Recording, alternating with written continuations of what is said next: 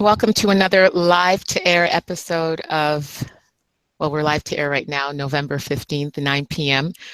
We're here every Tuesday at this time to bring you our take on what's been happening in the news, social media, and our world, our lives. And I am Kiersey, I'm here with Miss SUPERNERD and KINETIC, as usual. If you want to direct anybody to listen into the show, send them to vexradio.com, where they'll find the link to listen and view at the very top of the page. And as usual, I post the link on all social media. So that's another way to direct people to hop on. So it's Cake with Kiersey, Instagram, Twitter, and Facebook. And like I mentioned, here every Tuesday night, 9 p.m. It is a podcast. So if you missed some of this, you can catch it on a podcast on one of your favorite podcast providers, players. And again, I'll give you all the information at the end of the show. If you are already listening to the podcast, I should also say something, because I've had somebody point out to me that I never greet the podcast listeners, which I thought was kind of strange, but I guess you kind of have a point. So hello to everyone who's listening to this on another day. We appreciate you and welcome you all the same. During the show, you can join the conversation by posting your comment, questions on the page that you're actually watching it on. It's the YouTube page. And right on the right-hand side there, or if you're using a PC or a larger screen, you can post a comment, and we're going to be monitoring that and checking during the show. So we'll be able to respond to your comments, questions, and I'm going to post the link there sooner than later where you can join the conversation. If you have Google Hangouts on your device, just click that link and it takes you right into the conversation. Share your piece on whatever we talk about tonight. So, and speaking of what we're going to get into tonight, we have a couple of, we're just going to touch base on, like I said, some things that have happened in the last week. And we're going to get into a topic that was being discussed a little by, I'll leave it. I'll leave that. We'll get into it, about successful women not being able to find love. I'll say that, but the exact wording, not being able to find a man. So we're going to touch on that, reasons for it. I know KINETIC, we've touched on other topics that have brought us to that point, and you've been pretty vocal on what you think the real reasons are. But like I said, we'll get to that a little later. First, we got to touch on this. It seems like forever and a day ago, with all that lead up, with I think like almost 2 years of hearing and seeing images of, what's his name, Trump and Hillary Clinton and all the others that they beat out to get, to become the final two standing. And we now officially know who has been named or voted in as the president-elect, and it is Donald Trump. And we were discussing it a bit last week's show, just because it was happening live as we were watching it. I personally, I'm still in a shock. I'm still waiting for something to happen. I'm still waiting for it to be overturned, for Hillary to step up. And I don't know. I'm still surprised. And what kills me the most is people I talk to. I'm hearing so much noise back there, but people I speak to, and it's more than not, who, when we're talking about it, and my surprise, and people are actually saying, "You're really surprised?" I'm not surprised. And I'm like, really, dude? Like, I think a lot of people felt it could happen, and I never said, it couldn't happen. He could never become, right? I always said, you never know, but I really, really didn't expect him to become president. And so I think people, and it brought me back to Obama being voted in. And honestly, as positive as I was trying to be, I really did not I could not say for sure. I would never put my neck on the block, head on the block for that, and say for sure he's going to be voted in. And but I think like as soon as things happen, people just flip and switch into their, So unless you have it documented somewhere, I'm like, you're full of it. Because I don't know about you two, and so I'd love to hear. Were you guys shocked at all? Were you? I was 100% taken by surprise. I never thought this was going to happen, man. Well, I 100. know you. One of your theories, like what you thought, you know. Um, but yeah, and maybe you want to share that. So, and I thought you were one of the first people I thought of the next morning when I woke up and saw it was confirmed. Yeah. I was like, Well, well, I guess. yeah. Well, I mean, just let's just say, you know what? Just based on all the previous rules, this one, all the rules were thrown out the window. Hmm. And when I mean by rules, it's like, for instance, none of the past presidents, which is the biggest indicator of who will the winner will be in every president election except for one other. Um, has the non-popular vote, right? Outweighed the Senate vote, or the what's it called? What do they call it? The electoral vote, Right. right? Yeah. So what it basically comes down to is it's only one time in history has that ever happened, Oh, I didn't know that. right? So what it comes down to is that the fact remains is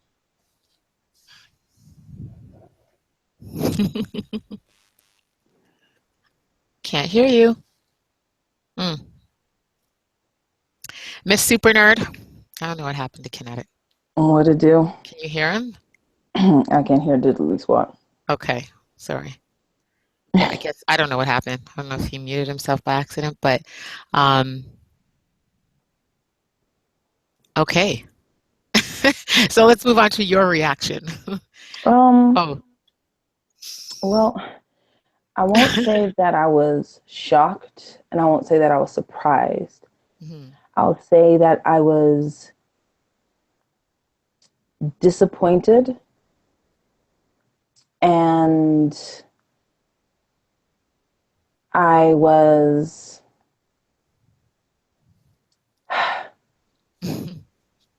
I was disappointed, but it wasn't even like because here's the thing, like I didn't think either one of the candidates was a good option.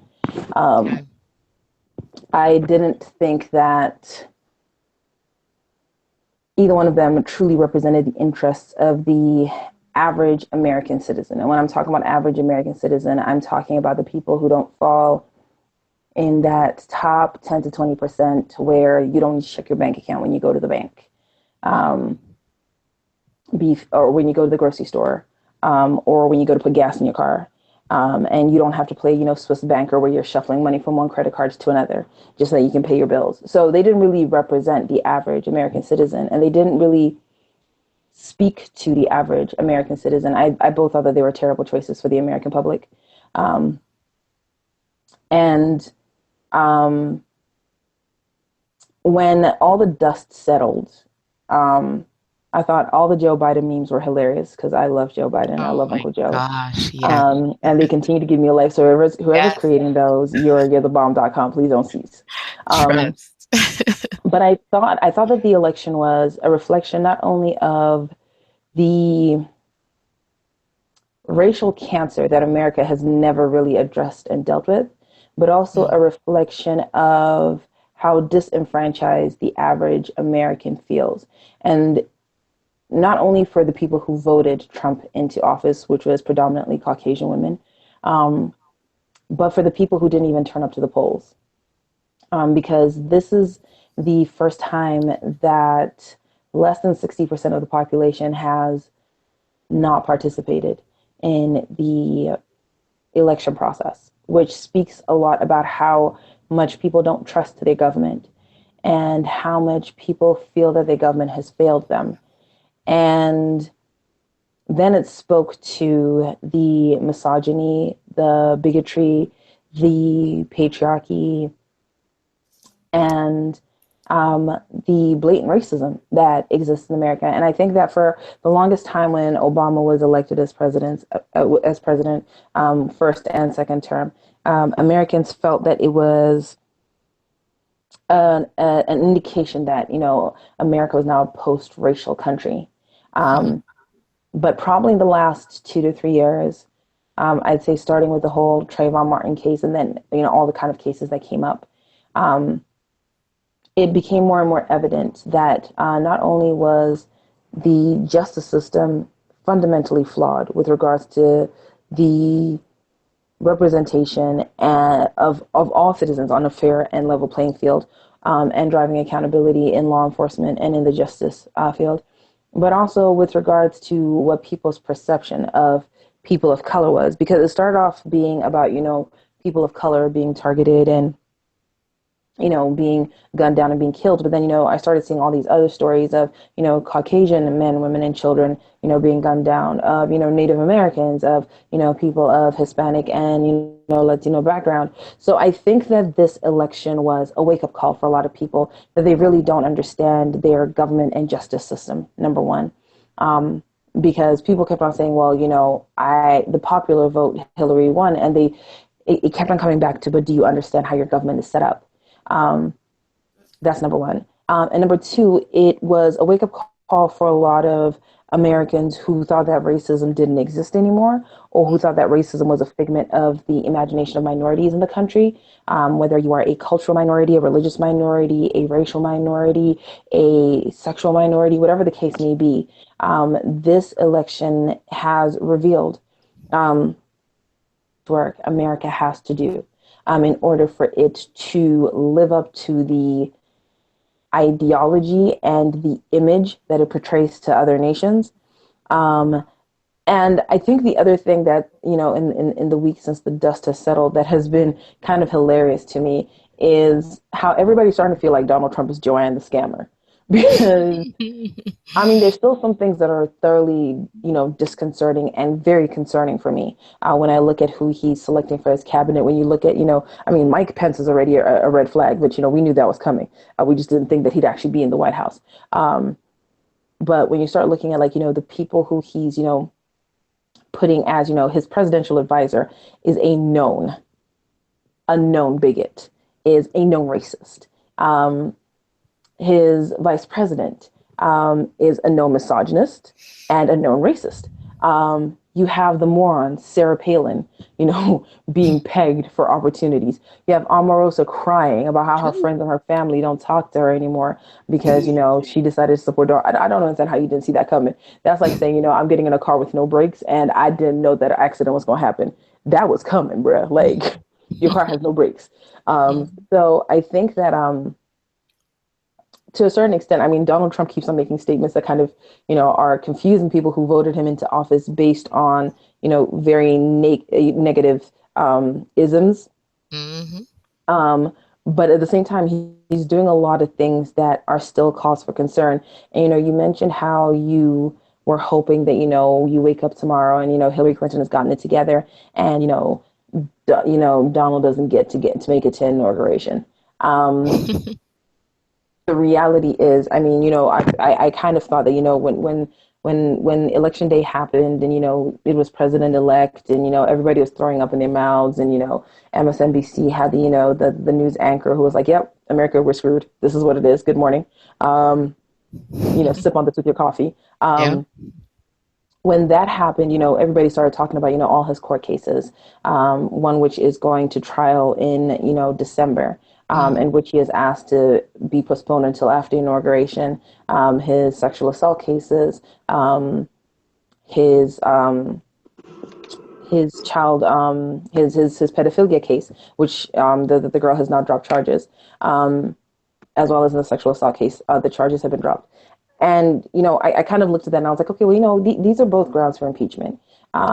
Right. And but man. however, the catch-22 that people need to understand with his lawsuit with regards to Trump University is that the suit is against Trump University, and Trump is named as the defendant, which is standard operating procedure when you file a lawsuit. But it is a civil lawsuit. It is not a criminal lawsuit.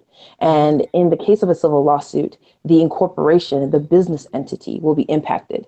He might have negative impacts, but he's not actually liable for anything. And so unless the And the judge, when Trump's lawyer requested that the case be, deferred until after inauguration, the judge's feedback was, your first course of action is to try and settle this outside of the courts. And, I don't know if, Donald Trump would be somebody who'd want to go through the settlement process in order to ensure that he makes it to inauguration. But if the case was to proceed and the trial date was not postponed, and it was deemed that Trump University had been fraudulent, that might be grounds for impeachment. But he actually has to go through the inauguration process in order for you to impeach him. So he still has to become president. So historically, he would still be recognized as the 45th president of the United States of America. And even if he is impeached, the next person in line is Mike Pence. Vice President, to be quite honest, it just keeps on getting worse. It doesn't keep getting better. It's not like you impeach Donald Trump and his entire cabinet has to walk and we go through the election process again. No, everybody else who got their votes is in there. So now it's Mike Pence, and then if there's issues with Mike Pence, then it's whoever's next. But you're looking at a majority Republican government, so you're just going through one Republican after another, and every sitting position of power, from the presidency all the way to you'd literally have to go through about 12 people before you got to a potential Democrat. All those 12 people are Republican. So no matter which way you cut it, slice it, or dice it, Hillary Clinton is not going to be your next United States president.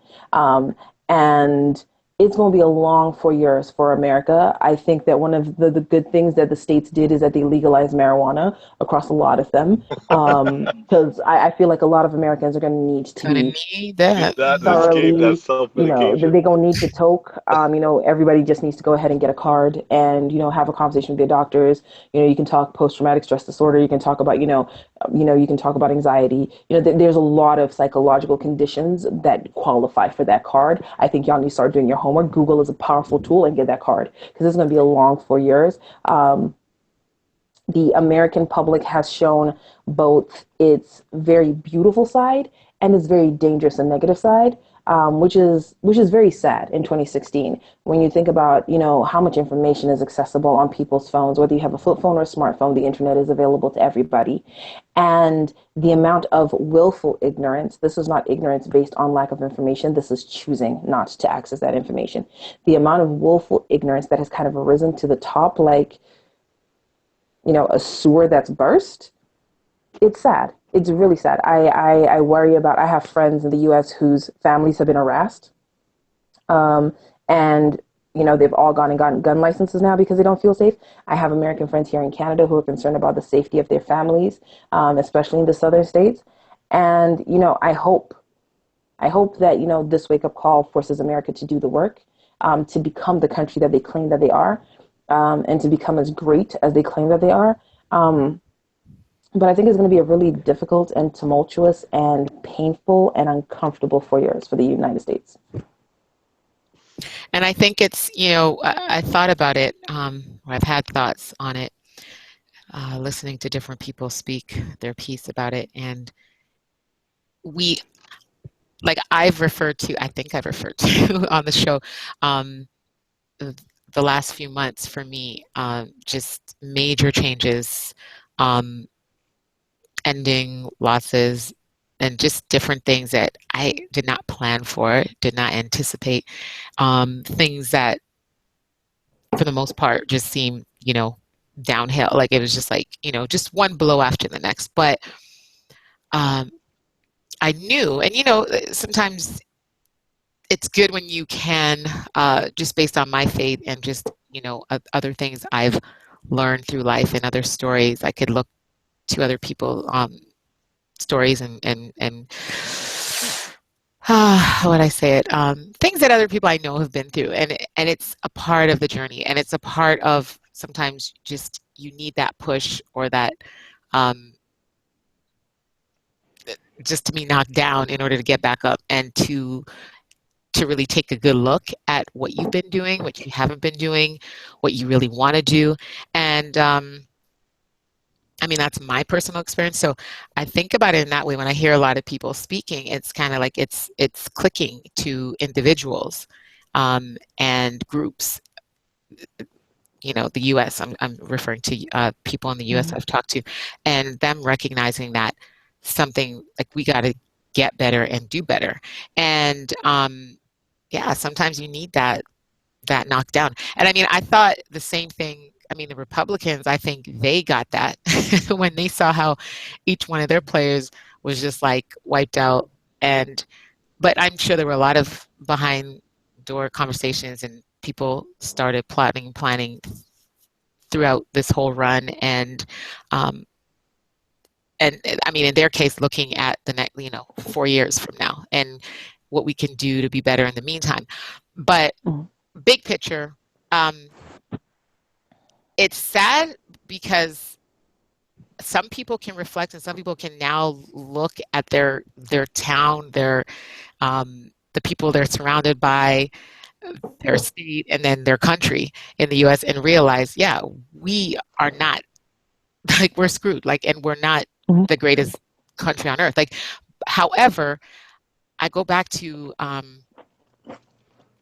just think these people are so, and I want to use the word brainwash, I'm going to use the word brainwash, into believing that despite all of this and despite everything else that they've gone through in history, they always end with the fact that they're the greatest country on earth. And they all fall back on that. And I said, no matter what happens, that's one thing I knew, no matter what happened through this, they would rise up, they're going to go through all this, but they're going to start getting, hearing from the rest of the world how crazy they are, how ridiculous they are for voting him in, how much of a joke they are. And then they're going to start taking it personal and come together as Americans and show the rest of the world that we are still the greatest country. So it's just their mentality. And so this is, unfortunately, I mean, on an individual basis, I guess there's going to be a lot of struggle amongst people, but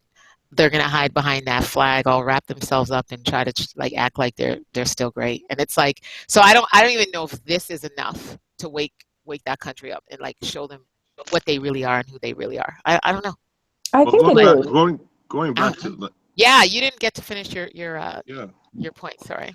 Yeah, well, I had three major points that I wanted to highlight. And I started to say, the first indicator is that, when we even alive presidents or living presidents did not endorse or vote for Trump, that should have been the first indicator that he shouldn't have won, or the first reason he shouldn't have won. That's always the major. You always look at the ex-presidents, whether the Democratic or the Republicans, what it comes down to is that whoever they vote for is usually the first indicator of who will become the next president. Because they're the inside vote, the electoral vote. And George Bush, nobody voted for Trump. Think about that carefully. I don't think it's that they didn't vote. I think it's just they didn't publicly endorse. Yeah, because nobody knows what happens in a voting booth. So they say. Yeah, right. Yeah, well, so at the end of the day, they're going to vote for their own. But the fact remains, you're absolutely correct. Thank you for the correction. The second thing is that, again, the popular vote, Hillary, one of the biggest things that I sat back and I said, and what I personally looked at was Hillary wasn't even really publicizing. She wasn't spending the money to campaign. She went to all the majors, but she was missing states that she shouldn't have missed. Republican dominated thing where she's supposed to win over, she wasn't. And I'm not saying that's the reason why she lost, but it was the indicator. I was like, okay, well, she's not voting. I mean, she's not campaigning, right? Because she was tapped. I don't know what happened, whether the FBI tapped her on the shoulder and said, look, either you get charged for, your emails, or you lose the vote, or they made a decision inside because she was tapped. She did not operate in the way that she was supposed to operate from the beginning of the campaign to the end of the campaign. She operated with too much confidence that she was already supposed to be tapped. I think she was lazy and arrogant. I think she thought that because her husband had been president and she had sat with Obama, that the people who voted for those two men would automatically default and just assume that she was more of the same. Mm-hmm. And I think she just assumed that she wouldn't have to do as much work. And it really came down to cockiness and arrogance. Right. Well, can I just speak on that before we forget, because you have two more points to make. I don't think so, because again, and we touched on this before, where I thought she was being unfairly critiqued just because of what she was being critiqued on. But and nothing to do with the email scandals, just the fact that she wasn't likable, she wasn't nice, and But she is that was unlikable something. and she is nice. I don't know that, and I saw a lot of people speaking, saying the contrary. Like a lot of people were speaking about how nice and wonderful she is. So I mean, who's to say?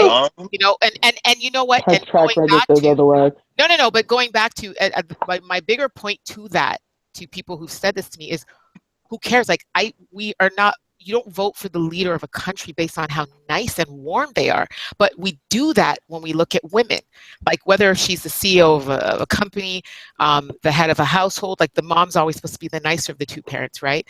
If it's a female principal, she's always supposed to be, you know, like women are But always here's going the to. thing: No, if this you is live in a Like patriarchal society, you live by patriarchal standards. Like it is what it is. Right. And this is what okay, so just put it out there. So let's recognize it is what it is. And she was unfairly judged for not being a nice, likable person. Whereas No, I never hear that with men. I never hear that with men. They're what are you not talking judged. about? that's not Okay, necessarily okay, true. What are you okay. talking You know about? John what? McCain got Ready? Everybody's dragged saying during the Trump is an second run. asshole. No, but that's a different. You don't have to like them. They don't have to be a likable person. They just don't have to be an asshole.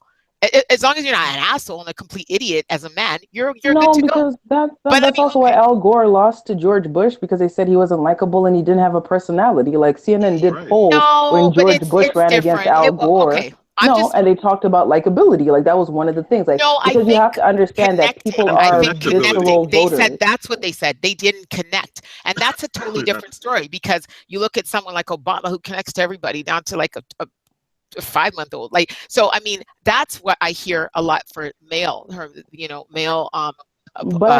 mean, okay, let's be clear because Hillary Clinton would have been the 60th female leader of any nation in the world. So this isn't just about her gender because there are other women who are running no, we're countries talking about the globally. United States of So America at who's the end of never had a and female leader. those women also exist in patriarchal societies, and those women have also broken the Oh, glass we're ceiling. talking about the But United the States of reality America. is, but the reality of the no, but the fact of the matter is, voters are emotional and visceral first. And if I do not feel like I can trust you based off of That's a personality, different I will issue. not. That's a No, different no, issue. no, no, no, no. And Let me trust finish. and Let likability, me that's two finish. totally Let different me things. finish. Go If I ahead, do because I not want to feel that I, complete if so I we do can move not on. feel that I can trust you, which includes likability, because in order for me No, to no, it trust you, doesn't. No, it yes, doesn't. Yes, it trust, does. Yes, it trust Okay, does. that's your is opinion. Sorry, not in my opinion, but go okay. ahead. Once again, please allow me to Go finish. ahead. If I do not feel that I cannot trust you, I do not trust your platform. If I do not trust your platform, I'm not invested Right. in your platform. And the issue that Hillary Clinton had is that Hillary Clinton has always been in a position of power aligned with a man. And she rode that wave. And when she came out, she pandered to Black people, she pandered to the LGBT, and she pandered to minorities. She didn't respect them, and she did not make campaign promises that respected their conditions and their Right. requests as citizens.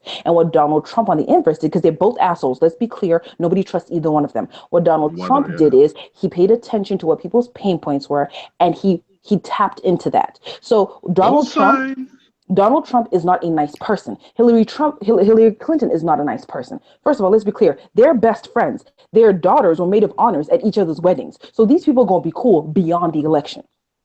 Okay, Let's so get that out of the way. okay. Number So one. let me just So finish with that. that being said, Hillary Clinton did not connect with, and there are psychologists who are She hired by connected with the campaigns. majority of the voting, the No, vote she that did came in. not. It was a Because the slight reality, majority of the people that voted, but because she No, did they, connect. no, no, no, It no, no, was a no, no. slight. because, No, listen, listen, because, listen. Hello? What are we You're saying talking here? about the popular vote, but Yeah. you're talking about the When we popular talk vote. But individual people, and here it is was what very was close. not So said that's about the why I'm not going to say, I mean, if we wanted to go what technical, like, not here's what was not said about the popular vote. Which is the biggest point that is missing that people don't realize about the popular vote. That actually leads into my third point that I was about to okay, point out. go ahead. Go make your Let third me state point. let me state my first point to I don't lead even think to you made your this. second point, but go ahead. Yeah, right. The second point was the you fact asked them to wait is so that you could get your point in. Exactly. But then it just, yeah, and that's why I wanted to just yeah. sum that up and then move on to your, so you could complete your Well, set. So go ahead. what it comes down to is this: is that you got to remember something. The mass majority of people that would have voted Remember, this was a percentage. You're not talking about would have. Let's talk about what did happen. Stop. You're not. No, let's talk about what happened. Let's talk about what You're not listening. But you can't keep on cutting people off. I will answer your question. Oh, am I cutting you off? You keep on cutting both of us off. You will hear my question. My answer. Go ahead. What happened was the mass majority of people that would have voted, that voted in Obama, did not vote for Hillary or Trump because they did not connect or like either one of them. So the percentage of people that voted, just say there was 1 billion people that voted. I know there's only 300 something. I'm just for argument's sake. There's 1 billion that voted for in the Obama administration. This time, only 1 million people voted this time. So there was 500 million people that did not vote in this election that voted last year because they did not like either one of them. What happened was the majority of people that voted, what happened? There was an insurgent. There was a backlash. I don't care. I don't like these people, so I'm not going to vote. And then there was an anti-black vote. Yeah, there's a white lash. Anti-democratic vote, where now what happened was, remember, last year, the last 8 years, records were set. You know what? Black people who never voted in their life, 93-year-old women that were still alive, that never voted in their life, that did not believe in the political system, voted because of a black president. Overwhelming victory in popular vote as well as in the electoral college. Now what happened was there was a backlash. So a white lash. It's been called a white lash. Yeah, a white, or yeah, better yet, that's a better word. A white lash. All the hillbilly, bucktooth, cousin marrying hillbillies from, Atlanta, Georgia, and Florida that lived in the swamp came and exercised their voting right. So it was a direct opposite of what happened for black people. But I think there's an asterisk for that, because it wasn't just Hicks, because the majority of Caucasians who voted for Trump were women, right? Educated women. Right. So at the end of the day, what it came down to, there was an anti-vote that played, anti-presence that played a big part of this, and then there was a anti-white lash that came out that evened that. So what happened was, at the end of the day, America, this is the biggest highlight. This was my third point that I wanted to highlight, is that America tried their racism on the 11th, or what was it? Sorry, what was the date? That day. The 8th. Yeah. The 8th. That's when they voted. Racism in America was quantified by votes. Half of America that did come out and voted said, we don't like Democrats, black people, whatever, like, we're racist. That's what you have to realize. Every racist and their mother came out that day. Okay, yeah, and I don't think it was just the racist though. Like, I think that we once again have to go back to the fact that it wasn't racism and bigotry and people who feel that the Aryan way of life is being compromised and attacked did come out. Mm-hmm. But I think we also need to be extremely aware that there are people who came out and voted because they just hadn't seen solutions that worked for them in the last 8 years. And the reality is, no president without a cabinet that supports him will drive the change fundamentally necessary for the American people to get the change that they deserve and that they need. So at the end of the day, if you are constantly a conflict with the people who are supposed to be working with you to make a country better, then the people who get the short end of the stick are the citizens. And so a lot of people who voted Trump didn't vote Trump because they liked Trump. They voted Trump because they just hoped he was something different from the establishment. And Hillary Clinton is also a representation of the establishment. She's a representation of corporations. She's a representation of the type of government that hasn't really enfranchised the American public and the American citizens. She still is the face of Obamacare because she was part of the Obama cabinet. And for a lot of black people, she's the third strikes rule. So I'm not going to vote for you because you don't represent anything that resonates with me. So I think that the reality is, because there were black women who voted for Trump, there were people in wheelchairs who voted for Trump and put it out there. There were Native Americans who voted for Trump. There were Latinas who voted for Trump. In fact, the Latina vote went to Trump before it went to Hillary Clinton, and that should have been. What I was about to say, they split. They did the sorry to cut you, but they did they split the Latino, because we all know it's the Latino vote is what counts in America. It's one of Latinos the and Black majors. people is always a vote that you go for, because white people is either going to be, establishment or not. So Yeah. at the end of the day, when it comes to, and I think the other thing that people keep on forgetting is that they're not looking at running mates, and they're not looking at the influence of running mates. Right. Because when you look at somebody like Mike Pence, who's extremely traditional and extremely conservative, he spoke to people who don't support LGBT. He spoke to people who don't support things like Planned Parenthood. He spoke to people who have issues with, the current education system and have issues with integration. And half the people who voted for Hillary Clinton didn't even know who her running mate was. Without going on Google right now, who was Hillary Clinton's running mate? Who cares? Oh, wait. Yeah. I had to Google it. Yeah. And the reality is, when you look at whether it was George Bush or Bill Clinton or any other president who has come into office, your running mate is as fundamentally important as your candidate, because your running mate is also bringing in their demographic. It's the same reason why companies merge, because you're trying to access each other's followers. So at the end of the day, Tim Kaine is a nice guy, but he's forgettable. He's like tofu. And Mike Pence had a traditional conservative racist following. So you trigger the people who feel disenfranchised. You trigger the people who feel that their way of life is disappearing. You trigger the people who feel that the American dream is dying, the Caucasian American dream is dying, and they turn up for the polls. You don't engage and trigger the other people, they don't turn up. And that's what it really boils down to. Hillary Clinton got complacent. Her running mate was boring. And she didn't speak to the people's needs. If all you're offering is breaking the glass ceiling, then it's like, but I'm a Black woman. I'm still getting paid 50 cents less than you do. So you broke the ceiling, but I still don't have the same paycheck as you do. And also, you got to remember something that what Obama did that she did not do, and what Bernie Sanders did do was he and Obama connected with the young people vote as well.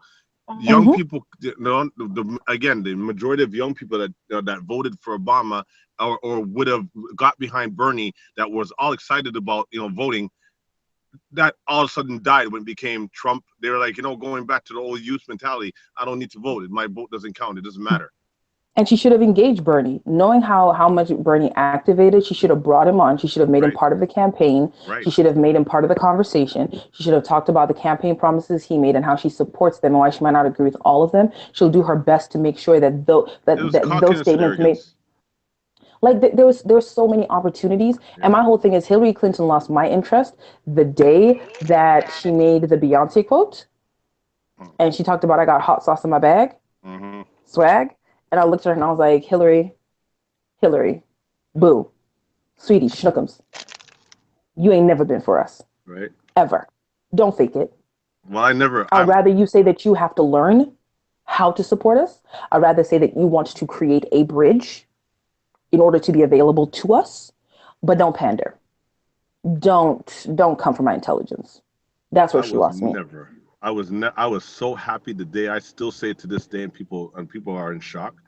But to be honest, as much as two things is that Trump was affiliated with, we all know his parents were KKK, whatever it is, or so it says. You know what? He's affiliated with KKK. He's making moves now that he's putting known KKK members in parliament in place. So it comes down to it. You know what? But in this case, what I do know is this: he might make this establishment white again, great white again, whatever you want to say, white M again, right? He's making the White House white again. At the end of the day, even though he doesn't even want to spend his entire time there, he'll have to go play golf in New Jersey, right? In New York. Jesus. But at the end of the day, then I just think what it comes down to is just, he's immature. But the fact remains is you can see that he's making some very racist moves that are going to equalize the playing field again in terms of in white people. But at the end of the day, I'd rather deal with the devil I know than the devil I don't. But in this case, I'd rather deal with the devil I don't know than the devil I do know. It's crazy. Because what it comes down to, Hillary Clinton has put more people, and her thing has put more Black people in jail and Latino people in jail than any president in the United States of America. Okay. And if you don't see, if you look at that, you know what? Not Hillary Clinton. Hillary Clinton did not do that. She was not the president at the time. And so And if you don't think, no, I'm just saying she was not the president at the time. If you don't think pocket was lying just as much as Bill Clinton, and if you don't think Michelle Listen, Obama all is just as much as the all president, politicians are. listen, It's a listen, game, most powerful and man it's in the set up world, that the way. most powerful man in the world does concede to his wife. Always know Happy that. wife, happy life. You know how much money they made. You know, if you don't think of Michelle Obama, Obama sat down with, Obama sat down with Michelle and said, "What do you think about this, dear?" Or No, I don't think her opinion is the only one that he considered and took into, and made decisions on. No, I think he had other people to I think you better do this. with. Yes, So I think using one of the worst strikes against a president in history against someone who's running 8 years later, and tying that. Yes, the people of him. I get it. Like, if people have feelings about it, you have personal ties to. I get it. I'm not trying to discount it, but to bring that argument in and use that against, it's like, I just think it's crazy. I think it's laughable to me when I hear that. But here's the thing: as if she wouldn't have. She's a just and equal racist. She's a corporate. I mean, a warmonger. She's bought by the corporations. You know, she's been bought. And she's funded by private prisons, and it's documented. Right. So it's not even like, you know, if her husband enacted the law, that's fine. But you've profited from that law for the last 8 years. How many of them have or haven't? And that's why I'm thinking, why is she being held to a higher standard? But the issue that exists, no, it's not about being held to the higher standard, because everybody's dirty laundry got aired. Let's be clear, because 2 weeks before the actual election day, or before voting day, all of Donald Trump's business got aired. People lost their jobs on news stations. So let's not pretend like Donald Trump was sitting here lily white the entire time. Donald Trump's been getting dragged. Heck, Bernie Sanders' integrity was questioned during the Democratic caucus before Hillary Clinton was named as a Democratic candidate. And, you know, I think the issue, and I think the reason why Hillary Clinton has continuously been attacked from all sides is also because the Democratic Party didn't help her be a viable, trustworthy candidate. Because when the Democratic Party was trying to determine who their candidate was for the election, and it was her versus Bernie, there were emails that came out where it was made obvious that the Democratic Party was setting up Hillary to be the candidate. And I think that, in turn, compromised whatever integrity she may have had as an individual, because now your party can't be trusted, because your party is manipulating the system.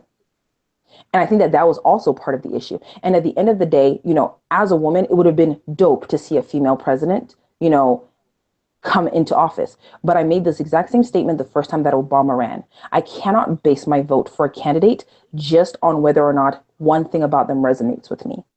I need to understand that the candidate that I'm voting into office is capable of representing my interests as an individual, because it's my vote. I only have one vote. My vote does not represent everybody else. And each person who walks up to the ballot has personal interests that they have vested in that candidate based on their campaign promises. And when I go back to Hillary Clinton's campaign and I look at her campaign promises, she did not speak to minorities. She did not speak to the LGBTQ. She did not speak to the veterans. She did not speak to the youth. She basically focused on women, predominantly corporate women. So what happens if I'm a student and I haven't made it to corporate, but I graduate and Sally Mae tells me that I have to start paying back my student loan 2 weeks after I graduate from university, and I can't find a job? You didn't speak to me. You didn't tell me how you were going to help me get jobs. You didn't tell me how you're going to help mitigate college debt so that I wouldn't be working until I was 70 in order to pay it off. You didn't speak to the people who die protecting the liberties that Americans have become so complacent and comfortable with. And you didn't tell them that you're going to protect their rights. You didn't tell them that you're going to protect their Medicaid. You didn't tell them that you're going to protect their pension. So I'm not turning up at the ballot for you. You didn't speak to the LGBTQ, which controls media, which drives a lot of social media, which engages a lot of the creative arts. And those are the people who came up for Obama. Those are the people who came up for Bill Clinton. You didn't speak to any of the minorities. You didn't talk about Black families, Latina families, Native American families are usually single parent homes. You didn't talk about the fact that the school systems for these minorities are piss poor compared to those for other races. You didn't talk about the fact that teachers are underpaid, hospitals are underfunded, and that access to opportunities to create businesses don't exist for these communities. So once again, what do your campaign promises have to do? Because now these represent the majority. When you group all these people together, these become the majority. And the Caucasian vote, which ended up kicking her out, is what you have left. And you're not engaging with those people because you're rich. So for the people who are Caucasian and poor, I still can't relate with you. So who are you speaking to, Hillary? Yeah. Who are you campaigning for? Who are you engaging with? Trump, I think, in my opinion, and I think, unless you guys have something else to say, we could move on. But in my opinion, I think it, to me, from just my observation, hearing interviews of the citizens, or like the, many interviews and what people were saying, and I think Trump did a better job at tapping into people's, and it wasn't about policy, because he didn't speak much about policy. He didn't speak much about what he was going to do, he didn't speak about what he was going to do, how he was going to do it, when he was going to do it. And half of what he said he was going to do is not going to happen. And it's not going to happen. It's not going to happen the way, but he tapped into on an emotional level with people, as far as riling them up, touching buttons, and a lot of it was anger. A lot of it was negative, and that's the easiest button to trigger. You can get more likes and more attention on something that's negative on social media, it's a fact, or broadcast on television, than a positive story, than a feel-good story. And I think from just sitting back and looking, I think Hillary was coming with something a little more positive, a little more feel-good, that type of vibe to her, and he came with a totally different campaign. And I found it strange. I don't know how you saw that. Because I mean, maybe it was what I watched, and what I tapped into. She came with cockiness and arrogance. I didn't see that. I didn't see that, because the funny thing is, when I hear you guys say that, I wanted to say that before, like when you said it the first time, or the first few times you guys said it. The funny thing is, as much as I see why Hillary could have felt confident, because the majority of people that were out there, actually, as far as a lot of people, let me put it that way, were for her, were with her, were a lot of people endorsing her. Were they with her? No. Were endorsing her, even on sorry? Were they anti-Trump, or were they pro-Hillary Clinton? No, I got the feeling. No, I got the feeling. No. The people that I saw to try to out Trump. You know what? I don't. From what I observed, I didn't see that. I thought more people that were. Okay, no. I'm not saying it's a fact. I'm saying from what I picked up. Your observation. Yeah, I felt, and I think all the television I read, all the online stories I saw, whatever newspapers I read, I got a sense that there were more people that would rather see her out of the two that were sitting there. And if polls were saying this, so if there's a confidence, let me finish. If there's a confidence, no. Let me just finish what I'm saying. As far as if someone feels a sense of confidence based on that, I'm not going to call it cockiness. And there's a difference between cockiness and confidence. And I think the way you choose to look at it is how you see it. And so we can all look at it and see it the way we want to see it. I'm not arguing that. And that's that's fine. Like, I'm good. So the next part about that to me is, I think there were a lot of people before Hillary was voted in. I think a lot of people who were with Bernie Sanders stuck with him. And as a result, they were still comparing or holding on to Bernie, and that was it. And so if it was not Bernie, it's nobody else. Right. But yeah. Okay. And I could see that, because a couple of times I saw him, I didn't even take him. I didn't really take him in a lot before, but even since the election, and the passion this man spoke with, and the pinpoints, and how specific he was, and how detailed he was in his responses to questions, and straight up. And I could see, I was like, man, I see why he had the supporters he had.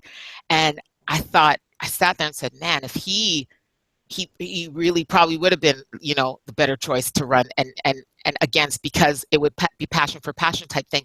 However, as far as getting the votes that Hillary didn't get. But again, I sat, and when I watched Trump supporters and specifically people on his team, on his campaign team, and the confidence that they sat, and when they would say, and it was beyond just being confident. It was beyond speaking it into existence. I swear I used to sit there like, these people, it's like they just know. They're like, when he becomes, and tomorrow, when we're back here. What else is that? That's just training. No, but on the flip side, I observed, and I didn't hear that from Hillary's camp. They just spoke. And I just wrote it off as the type of people he's surrounded by, and them buying into his dream and his vision. And I think he demands people that are 100% for him and will say anything. And I thought, and that's what I kind of wrote off. I said, okay, that must be it. But afterward, I thought, this is crazy. Like there's probably, there's other things involved here, which is not too hard to believe. It's politics and it's a game. And there are a lot of really influential players that can move things around and shift things around if necessary, if need be. So, but however it is, I mean, the people voted, the system is in place, and it is what it is. I just thank God I'm not an American citizen, and I didn't have to vote. I didn't Well, if you don't need think to vote. that's going to affect us, Yeah, of course it will. Everything affects everything. But I, you know what? I can take a little comfort in knowing that I don't live there, and I'm not. It's not going to influence me as much as the 51st state of the United States of America. Yeah, but it's not going to influence me as much as someone that holds their passport and born and raised there and lives there and has to live under those rules. And it has an effect. I mean, as a Canadian, I've enjoyed being a Canadian for many years, and there have been different people in power over there, and yes, it affects us, but not to the same degree as an American citizen. I would beg to differ because the news articles that keep on popping up on CBC say otherwise. There's a wave that has hit Canada in the last week since that election has happened. I mentor high school students, and I've gotten text messages and emails about their experiences. Yeah, we saw the posters going up. Yeah, we saw posters going up. No, it's beyond posters. I mean, there was just a CBC news article about a racial attack on a TTC, on TTC transit today. So I think at the end of the day, and this, I remember this coming up with a lot of Americans. I mean, I had a couple of people slide in my DMs and ask me how much it would cost to marry me, but I think that the Canadians need to be careful that this illusion of utopian multiculturalism that we project to other people. I'm just saying there's a difference, and I appreciate it. I would beg to differ. Really, guys, you're going to sit here and say that we're under. I'm not. Listen, I'm not saying that we're Americans. Racism here. I'm not saying that we're Americans, and I'm not saying. If you'll allow me to finish, I'm not saying that the toxicity that exists in the U.S. in terms of the bigotry and the discrimination is as blatant in Canada.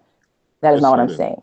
But I think that Canadians who appreciate the lifestyle that they currently have, who appreciate the sense of security and the sense of peace that they currently experience, need to be extremely vigilant.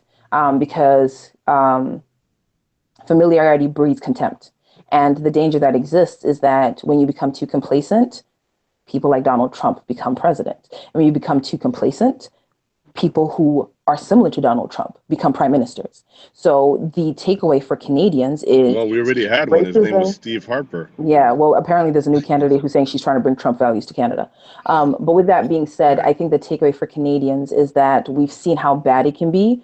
We need to do everything, and we need to be diligent about ensuring that it doesn't happen on this side of the border.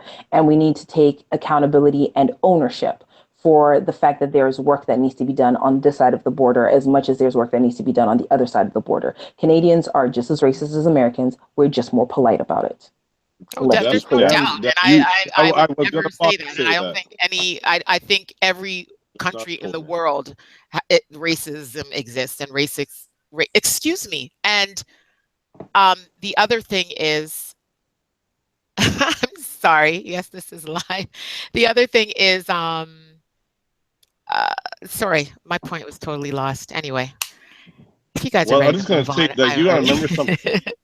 Well, I'm going to interject while you collect your thoughts and just simply say this, right? So to your points, is the first thing is that what happened if you look back, and again, it's not a matter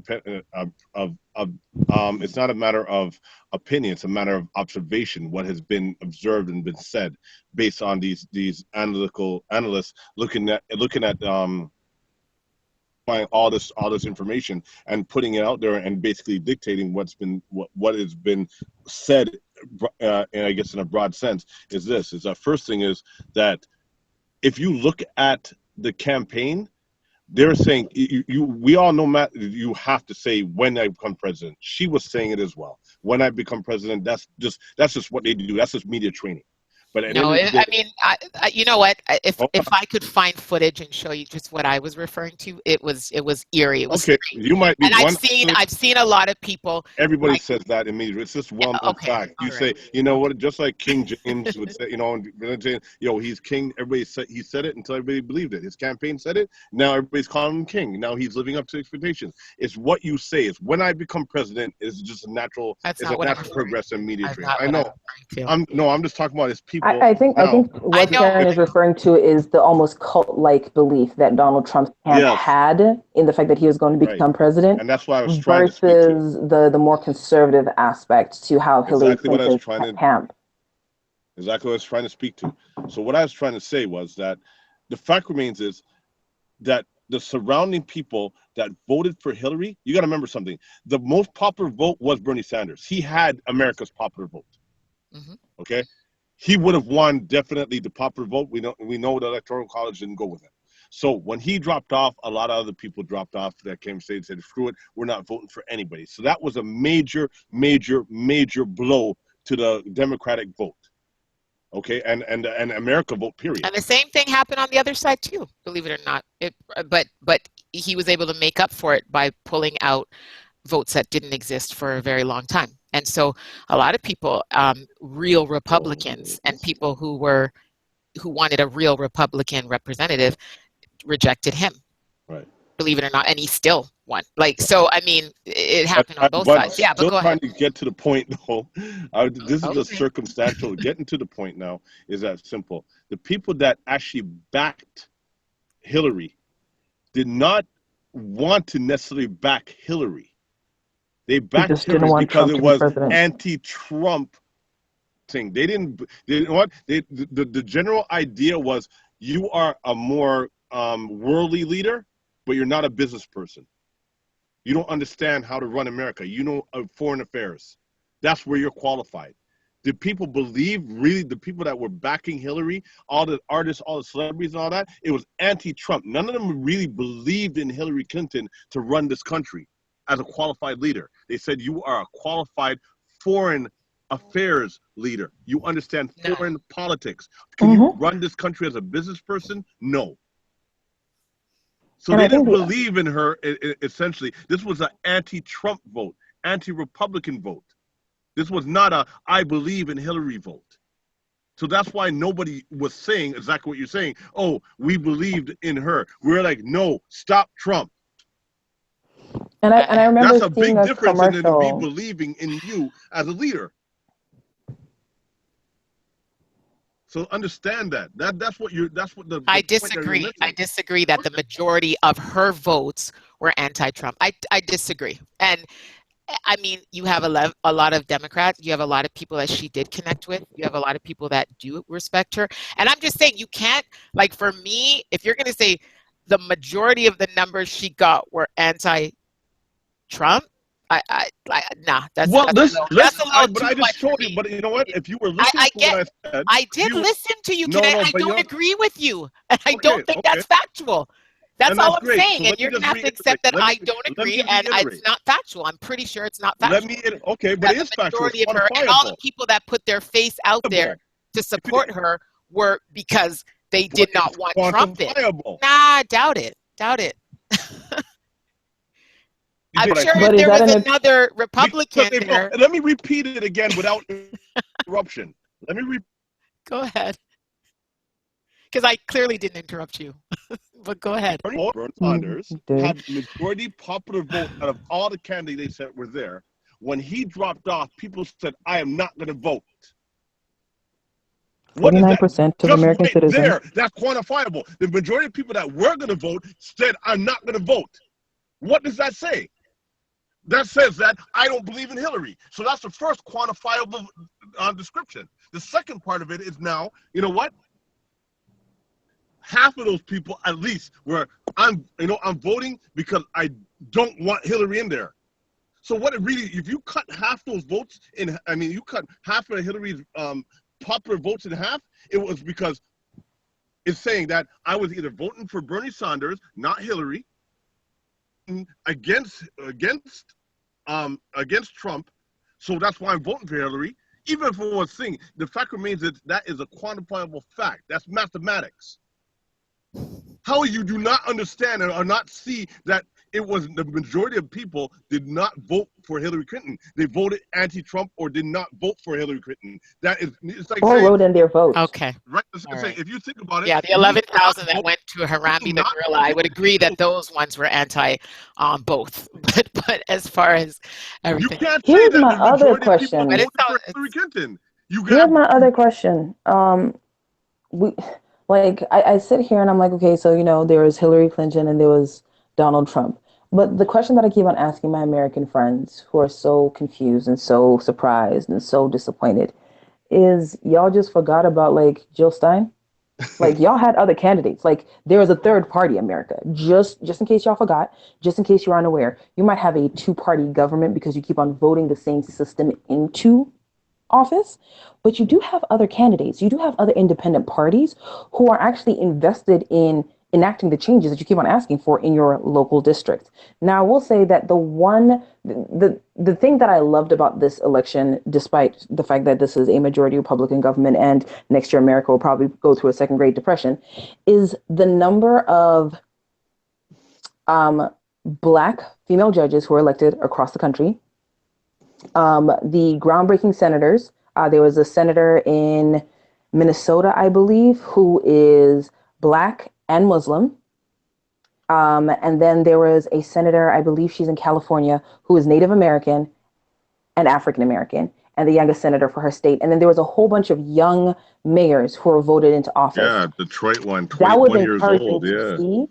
That was pretty dope to see young councilmen and people who normally wouldn't have opportunities to be voices in government become part of the process. And I think that for Americans, the takeaway for them with that is you do have the power to put people in positions of power to be advocates for you. And your responsibility over the next 4 years is to educate yourself about your political system, is to put people in position, whether it is councilmen, sheriffs, judges at your local level, and then start looking at who your senator is, and start looking at who your congressman is, and start making them accountable, and start holding and I remember Killer Mike said this, and I love Killer Mike's conversation throughout the entire election process, is that minorities or people who feel disenfranchised, whether you're a minority sexually, physically, mentally, spiritually, whatever, minorities who feel disenfranchised, your responsibility, because your vote does have power, because your vote also influences how the electoral college votes. Your responsibility is first of all, educate yourself. Your second responsibility is to empower yourself. And your third responsibility is to hold the people that you elect into office accountable for the vote that you have given them. So if you're going to vote, make sure that you vote for a candidate whose campaign promises are aligned with your moral compass and your priorities. And then secondly, once they are in office, hold them accountable. And if they're not doing their job and you as a group have, vote them out. But you have 2 years to change a lot of your local councilmen, a lot of your local sheriffs. If you don't like the way that your police department is being run, vote. If you don't like the way that your city council is being managed, vote. If you want to end up with a Flint, Michigan, don't vote. See, but that's the whole thing, is that people don't realize, it's a compliment to Ms. SUPERNERD's point, is that this is not when we're supposed to be voting. The popular vote is supposed to be done race during the councilmen, during the like everything else but the electoral vote. Because at the end of the day, that electoral college is what determines it. If you vote in the right people, they are supposed to your vote is supposed to influence them. They're supposed to be saying, hey, I'm scared that I'm going to get voted out because these people will not vote me back in if I vote wrong. Your vote is counted. It's not private, it's counted. So as soon as you vote wrong, if you educate what they voted on, you vote his ass out or her ass out. That is where it's counted. It's counted out, or I shouldn't say for us, because we're to me the electoral college vote is totally archaic, is irrelevant and unconstitutional. outdated and yeah, right, exactly. Oh, and also, you know, it should not be in effect anymore. That's based on the Roman days, and those days are way out because we have 350 million people. oh, and by the way, America, December 19th, you can still influence the electoral college. I mean, if they vote against the Republican in the majority Republican state, they do get fined. But the question that you need to start asking your local congressman, your local senator, and your local councilman is, how badly do you want to be reelected? Right. Because That when you should be start the talking on those campaign terms, slogan for you every could change. city. Yep. How bad do you So want to be reelected?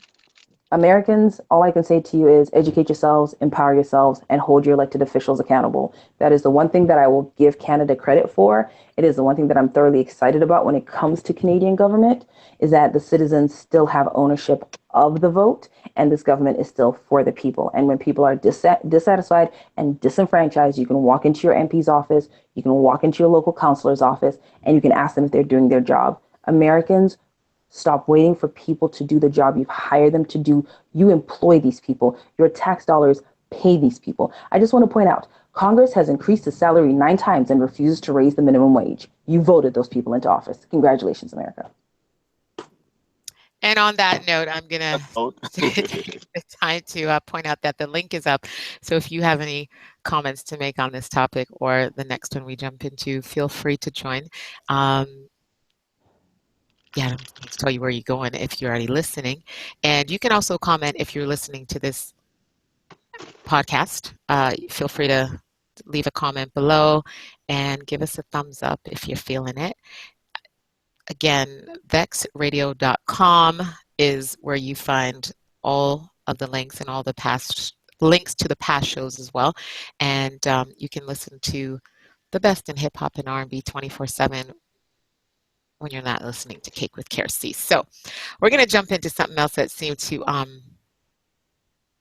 I don't want to use that. Actually, it's going to be a good conversation. It's positive, but we were looking at women, independent, strong, successful women, and the fact that these women tend to have a hard time, as this post that we were referring to. And when I'm talking about we, I'm speaking of Miss Super Nerd Kinetic myself on Instagram, and referring to, as the post says, finding a man. And that title in itself bothered me. And I'll speak on that. But is this really, I mean, in both your opinion, people you speak to, people you see, is this a thing? Is this a big issue? Yeah, Successful women not I able to find a man?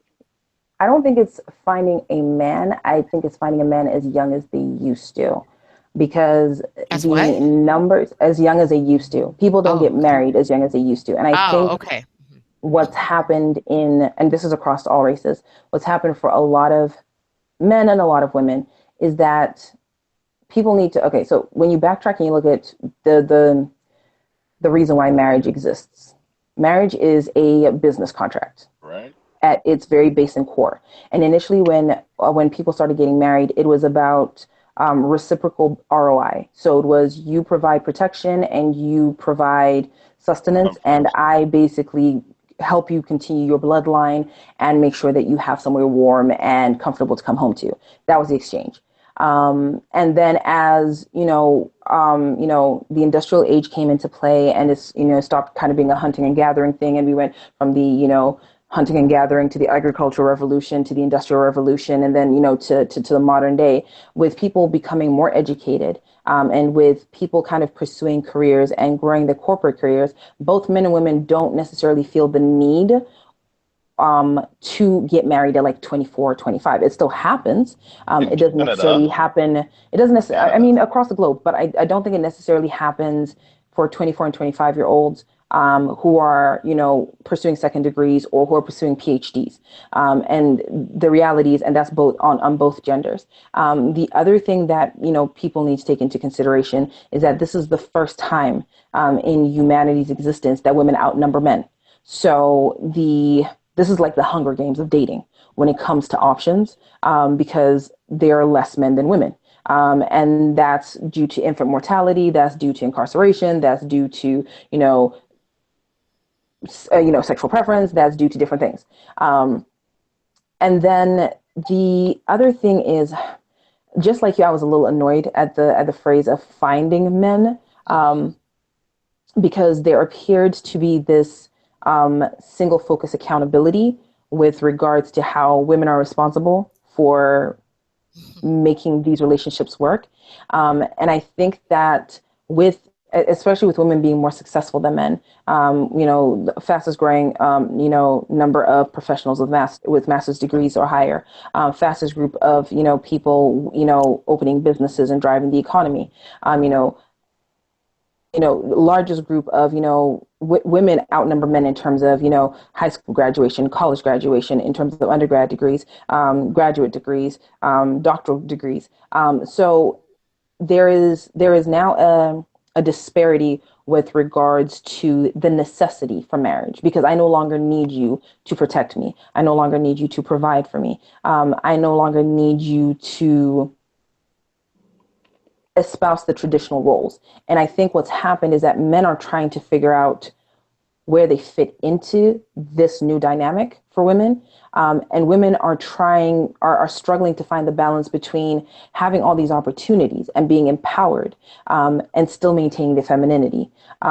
Because, and I'll go back to Hillary Clinton, because part of the reason why I remember watching a Harvard professor speaking about why people want Michelle Obama versus Hillary Clinton as the first female president, because people kept on saying, Michelle should have run. And she was like, nope. But they were speaking about how Michelle is a powerful, educated woman, on par with Hillary Clinton. She has similar exposure to being in the White House and being exposed to, political discussions, being the wife of a president. They've both been wives of a president, but people see Michelle as more of a woman than Hillary, because Michelle still maintains her femininity. And Hillary kind of took on this 80s persona, where a lot of women kind of took on this very masculine ideology and this very masculine identity in order to be able to compete in the corporate world. And because of that, she's lost her femininity. So men see her as competition and women can't relate to her. And that's why people would vote for Michelle before they voted for Hillary. And so I think that a lot of women in the world also have the same problem, where you want to play with the big boys, so you have to come harder because you're a woman, and the assumption is that because you're a woman, you're dainty and you're weak and you're fragile. But you have to prove yourself, but then you also have to be able to turn that off. And so I don't think that successful women have an issue finding men. I think it's that men and women have lost traditional gender roles based on how things have historically been. And so now they don't know where they sit, and they don't know how to navigate this new reality. And so women are holding on to their freedoms because they're scared of losing what they've gained and what they believe they're entitled to, which I fully support.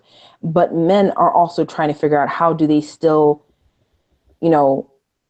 showcase their masculinity? How do I still show you that I'm capable of being what you need when you don't really need me? I don't need you either. Let's be clear. Because, the reality is, getting people pregnant is hard. And I can take care of my kids. And there are plenty of women who will have children and not necessarily need to be in a relationship. But if I'm supposed to be in a relationship with you, then where is the synergy and where is the balance? And right now, when it comes to relationships, men and women are off balance. Kinetic. Yeah. Just my thoughts on it? Or you have a question for me? No, your thoughts on the topic. Not necessarily what in response, but just to the topic, Right. on the topic, sorry. The idea Well, that, mine, yeah, go on. no, go ahead, The idea. that successful women Mhm. find it hard to, or it's hard for successful women to find a man. Right. Now, I think that what it comes down to is like, how do I navigate this without sounding chauvinistic? Because I mean, what it comes down to, I've stated and alluded to this many times before and said that, just as Ms. Supernerd had stated, I've said many times, the power, the breadwinners of are now women. More CEOs, more entrepreneurs, more everything financially is dictated by women. There's the number is 7-1 globally, women to men, especially in North America. That even grows a little more. And what it comes down to is that there's a mentality shift. What happens? You got to remember when you have more women than women, more women than men, the ratio is grows. And then what happens is that when women are in power positions and realize they don't need men to survive other than companionship, what happens is there becomes an independent thinking and there becomes a separation. For growth, as they say, there is no growth without separation. So what happens when you have 7-1 ratio women to men? What happens is women learn to be alone. That's the first thing. They become very overly independent. The second part of it is that when they become overly independent, there's a shift in what's I guess not sexualization, but what's the word? Help me out, guys. Like they become like lesbians or whatever it may be. Hypermasculine. Right, exactly. Whatever it may be.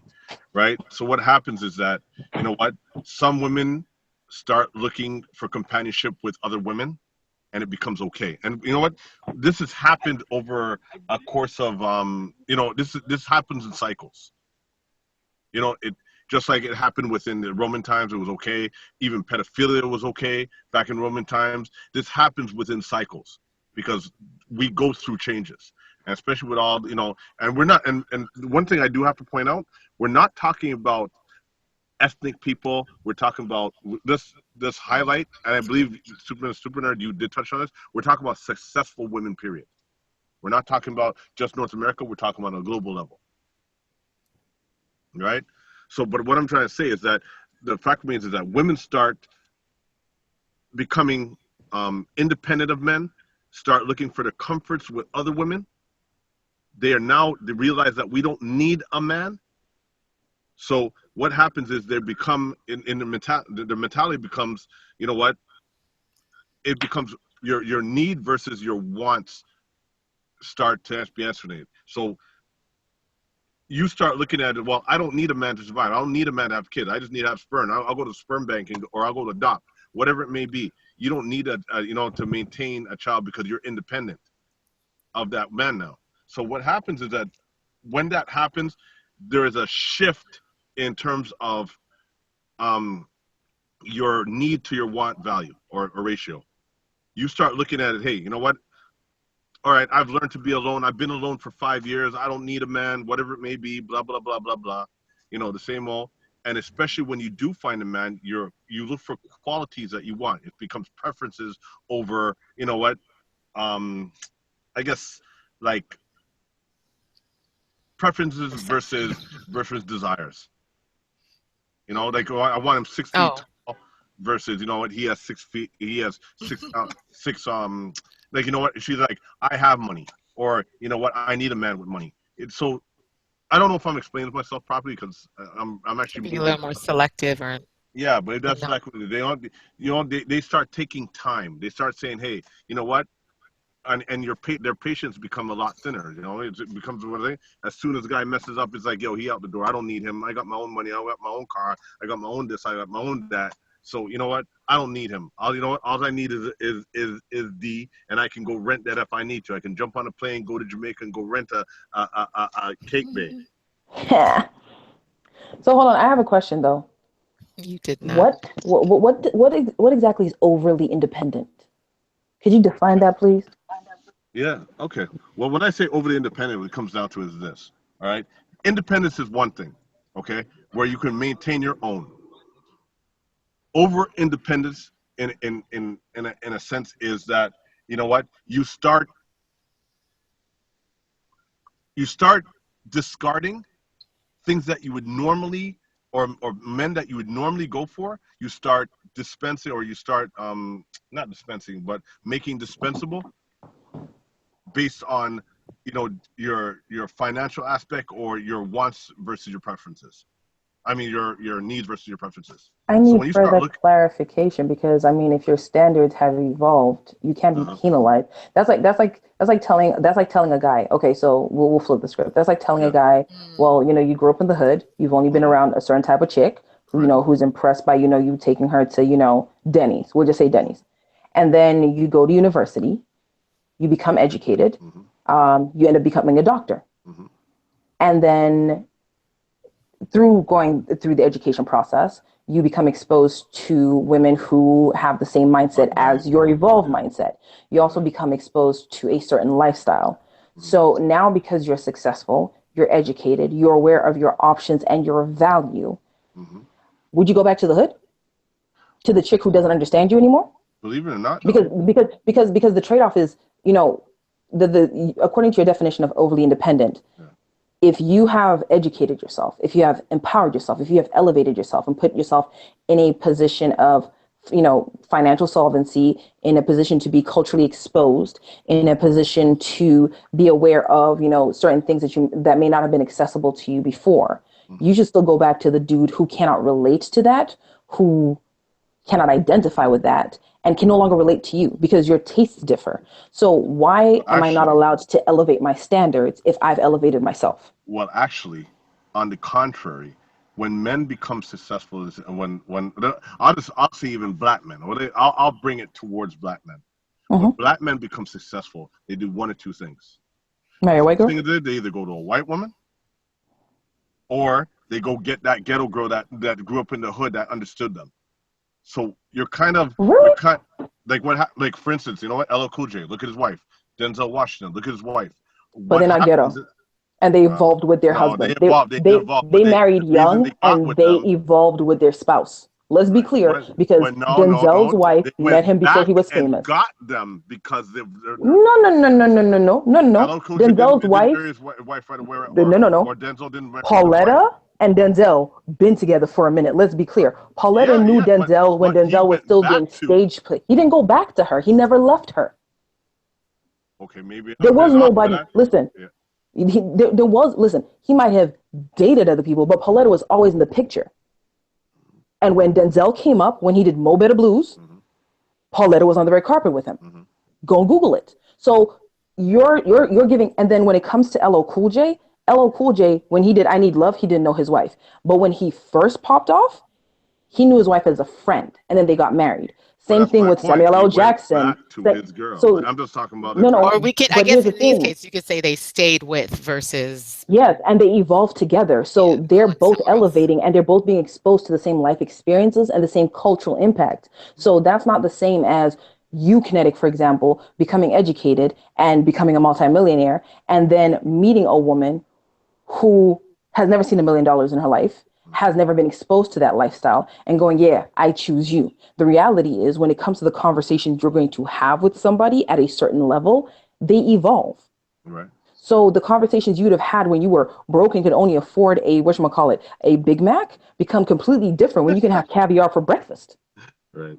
because you've elevated. Mm-hmm, And I think this goes back to a statement that Care made earlier, that there is a double standard with regards to what there women are always has been a supposed double to. standard. And I think that the unfortunate thing is that with that double standard, men deny themselves the opportunity to elevate. Because I also look at And I've looked at interviews for men like Denzel Washington. I've looked at people like Barack Obama. I've looked at people like Morris Chestnut, who doesn't really talk about his wife. I've looked at people like Michael Ealy. I'm talking about, whatchamacallit, I'm talking about African Americans. But I've also looked at UFC fighters. I've also looked at, whatchamacallit, people like Dwayne The Rock Johnson. I've looked at other politicians who have spoken about how being aligned with a woman who is more educated than you challenges you to elevate your hustle and redefines your opportunities.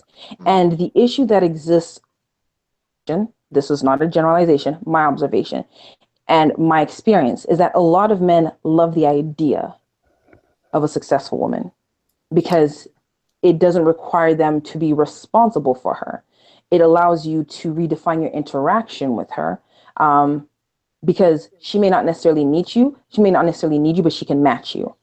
But the reality of dealing with a successful woman is where the issue exists. Because if I'm hustling and you're hustling, who's taking care of the home? Because neither one of us are at home. We're both out getting money. Well, see, no, and for a lot of men who've grown up in patriarchal homes, men don't do housework. That's what your girl is for. That's what your wife is for. But if your wife is going just as I don't necessarily. And once again, I said in patriarchal homes. Yeah. So I've met men who are extremely successful, but their mothers were stay-at-home moms. So their initial ideology of what the ideal mate looks like is a woman who's available when you come home. Dinner's made, slippers are ready, kids are bathed and looking cute, mom takes care of the household. And that goes back to traditional, roles. But now you exist in a world. I think those have been long explanated, though. I have friends whose mothers have been housewives their entire lives. My younger siblings who are 19 and 20 have friends whose mothers have been housewives. So I don't think that doesn't exist. But I think that what happens is that there's a disparity because your mom's been a stay-at-home wife her entire life, but your girlfriend has been raised on you can do anything. You can be an astronaut, you can be a doctor, heck, you could be the president of the United States of America. So I don't need to be at home.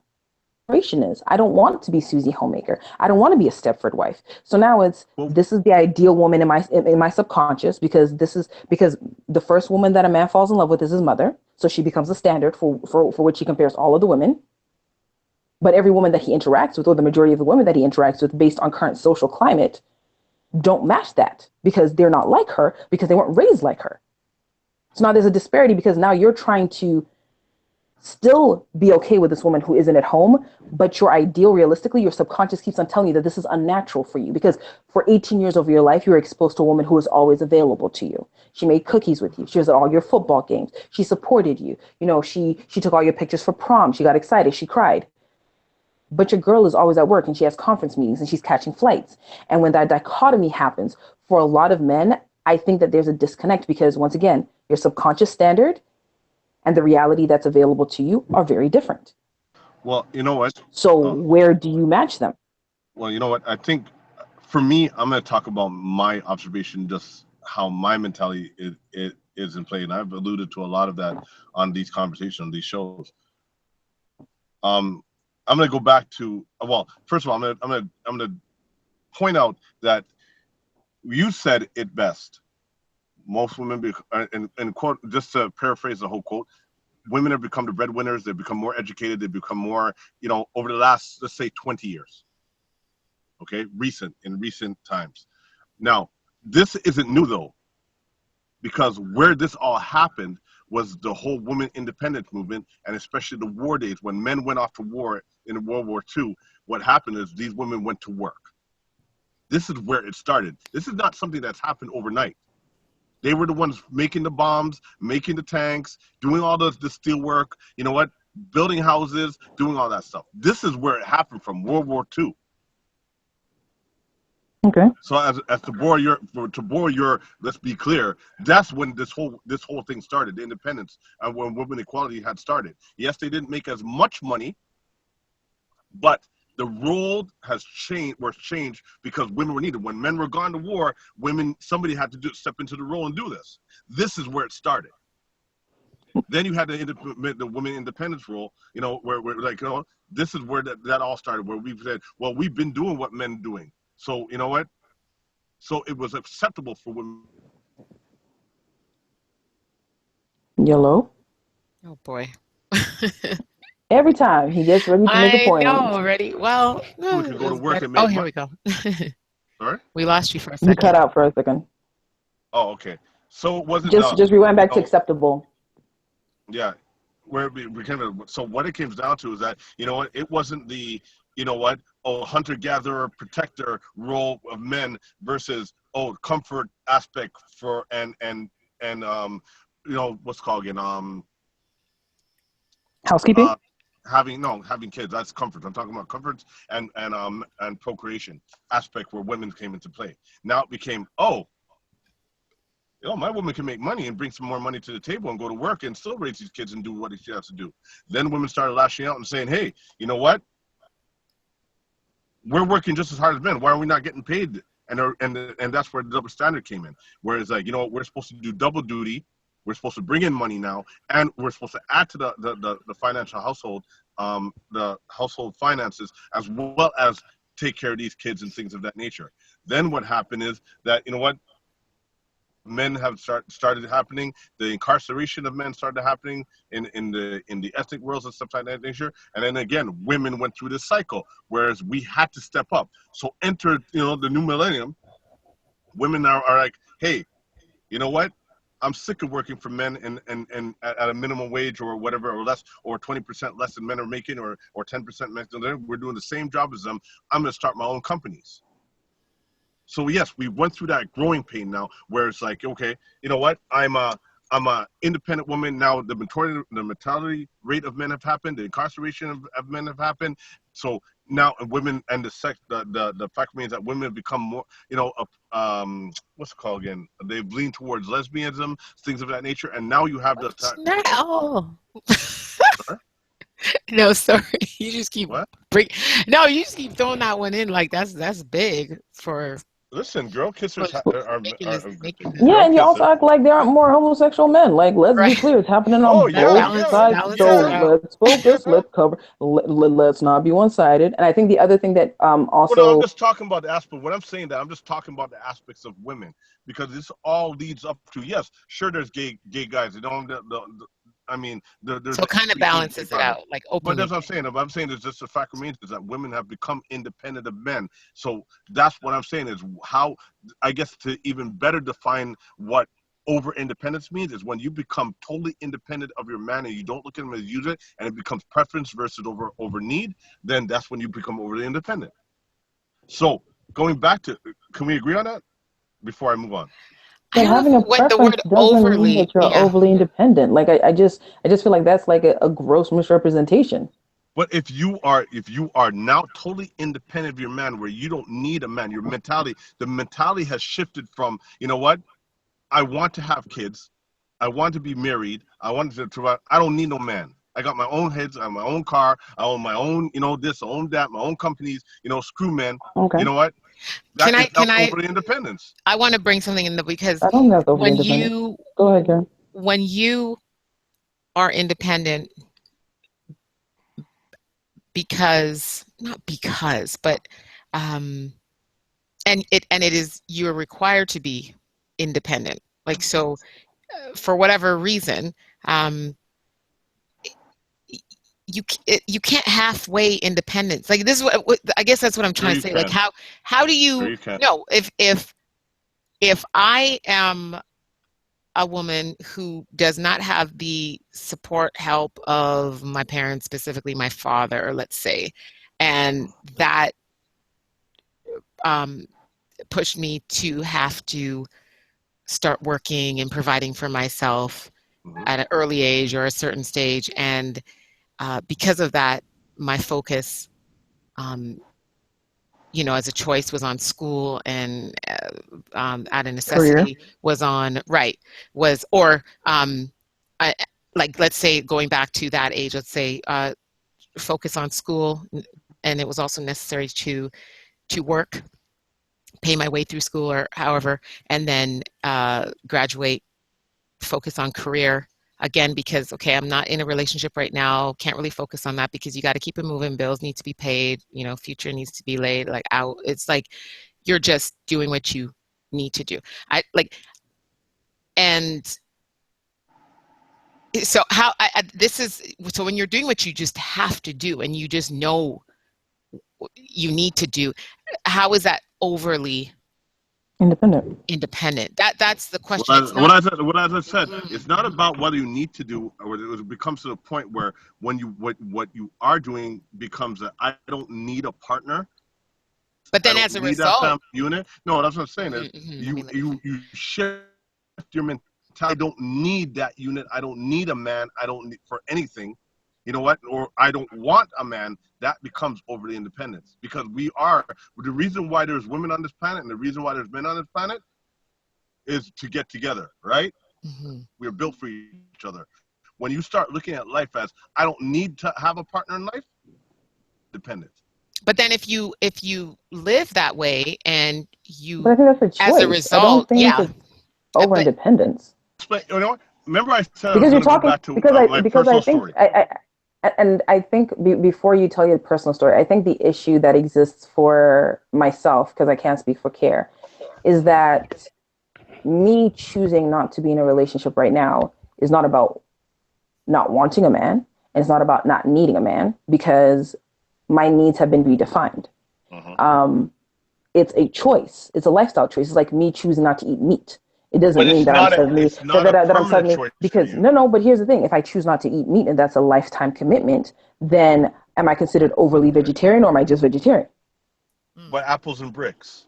No, but I'm just saying, like you're saying that a choice. Apples and bricks. But no, because once again, it comes down. No, because once again, this is.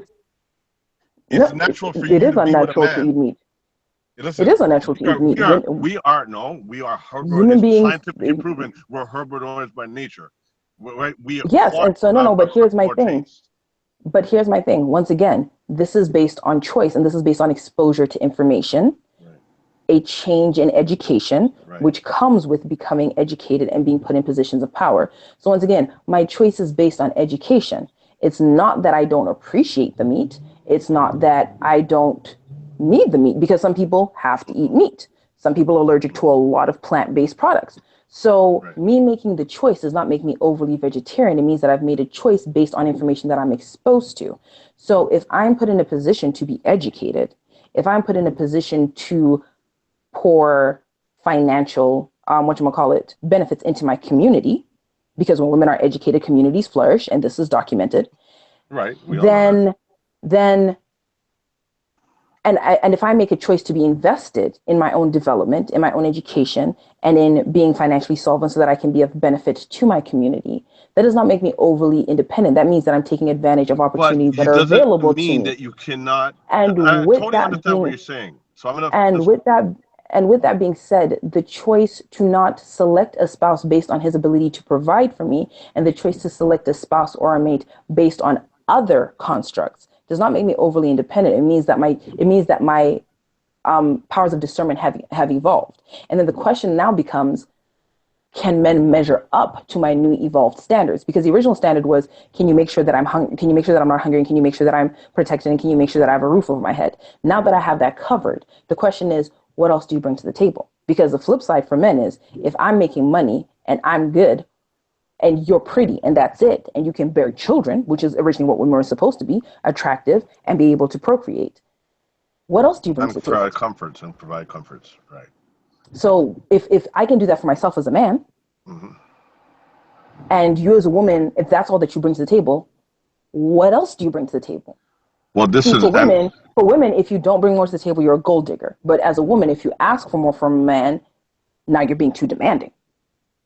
But you see, that's not being overly independent. But that doesn't define independence of what in the parameters that I place to you.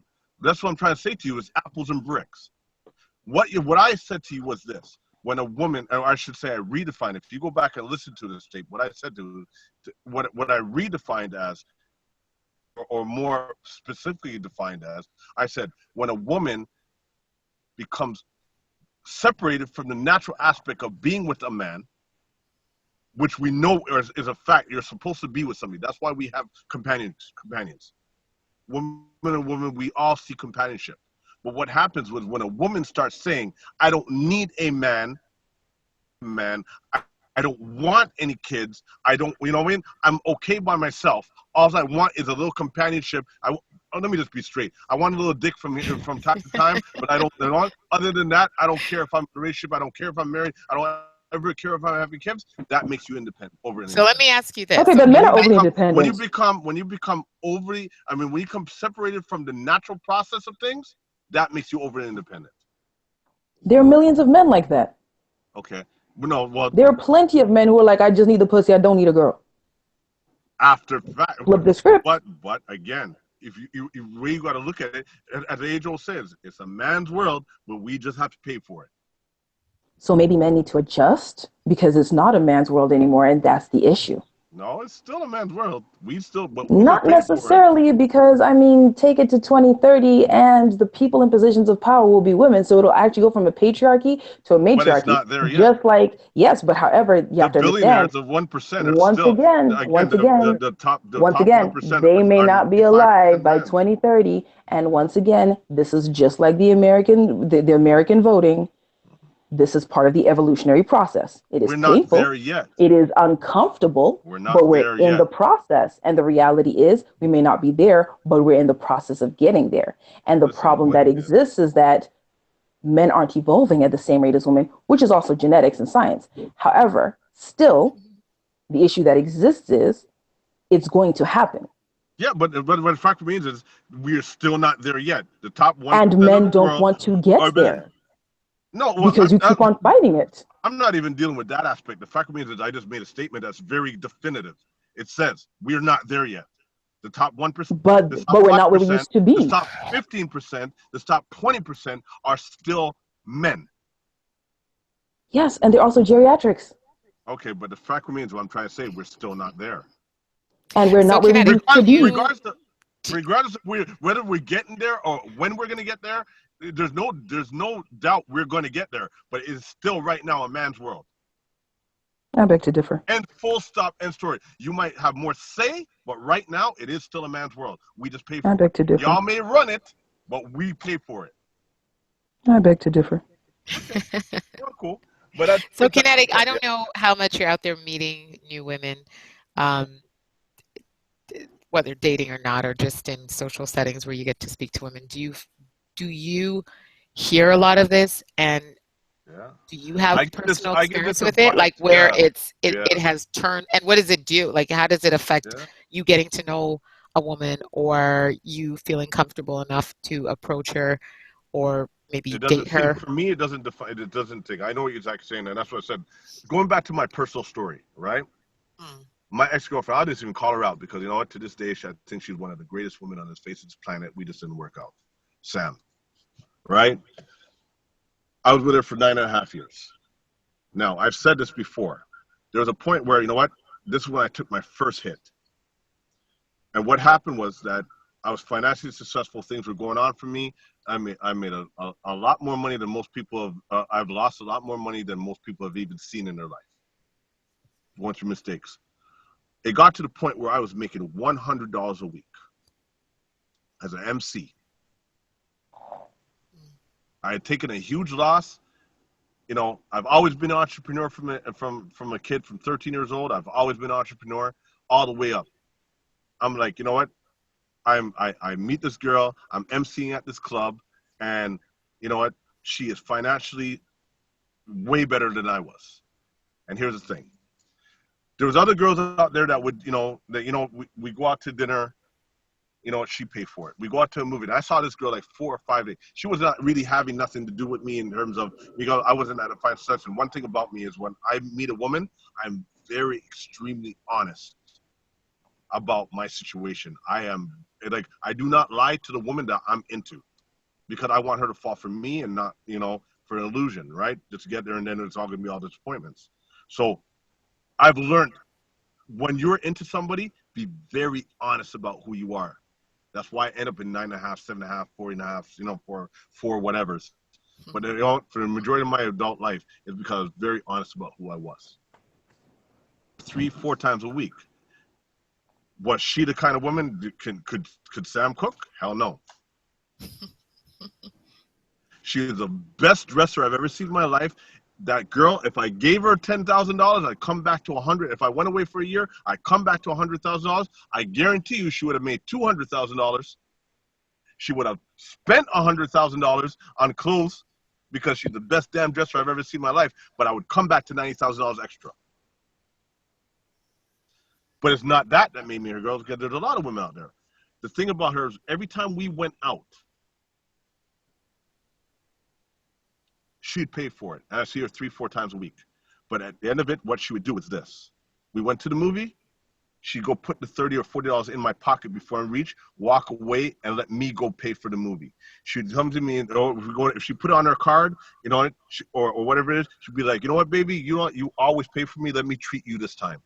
If we went to a restaurant in front of a waiter, she made me maintain my manhood. She understood the importance of allowing me to maintain my manhood in front of other men.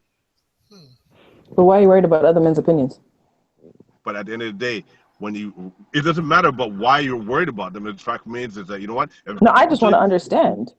Eventually, what's going to happen? Eventually, it doesn't matter how much time. If you go to the same restaurant and forever, you know what?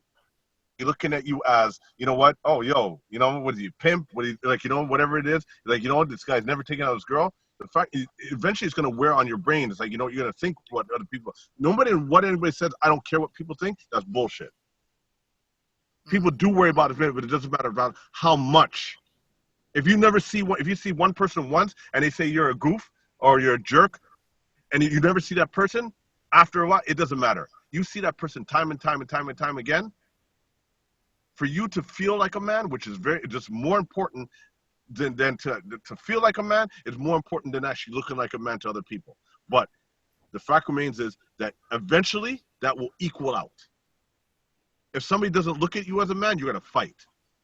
You're gonna gain your, you know, it's part of your mental makeup. Man to disrespect you, or if he does disrespect you, you're gonna want that respect. If you're any kind of a man.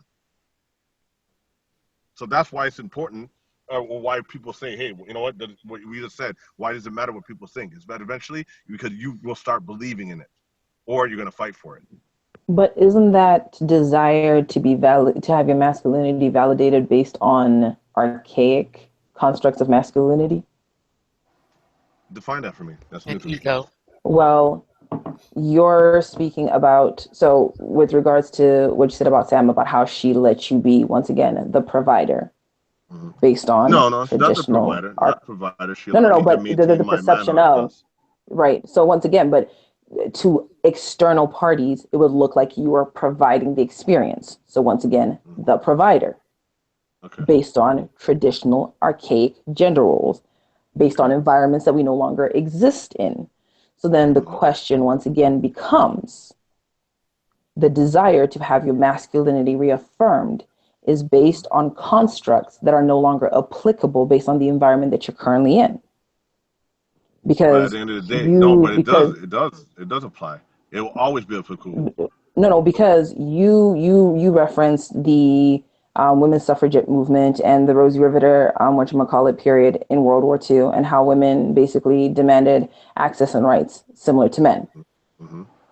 And that was based on us going from an agricultural revolution to an industrial revolution. That's what World War II triggered. And that not only redefined how people made money, and how people were employed and educated, but also redefined gender roles.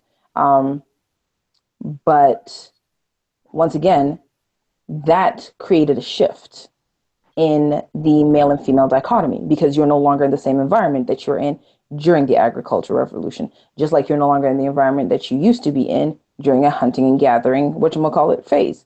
So your world is evolving, but gender roles are not evolving to match it.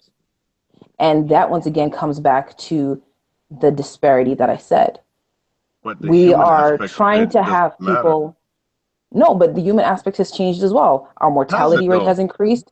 It has not. Yes, it has. Yes, it has.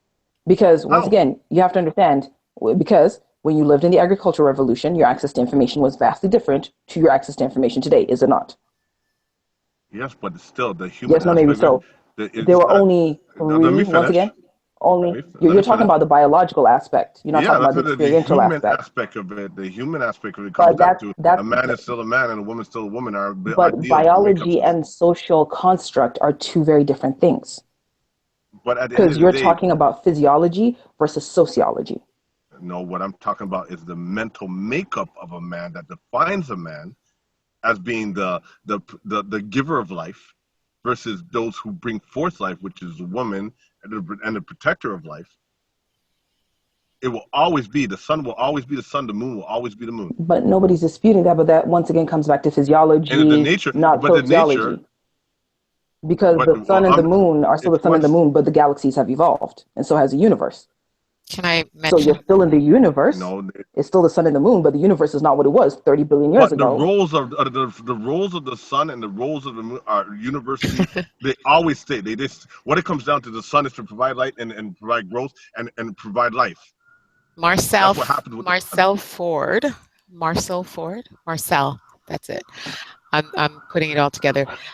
Is listening into the show and made a comment that being a man is not caring what people think.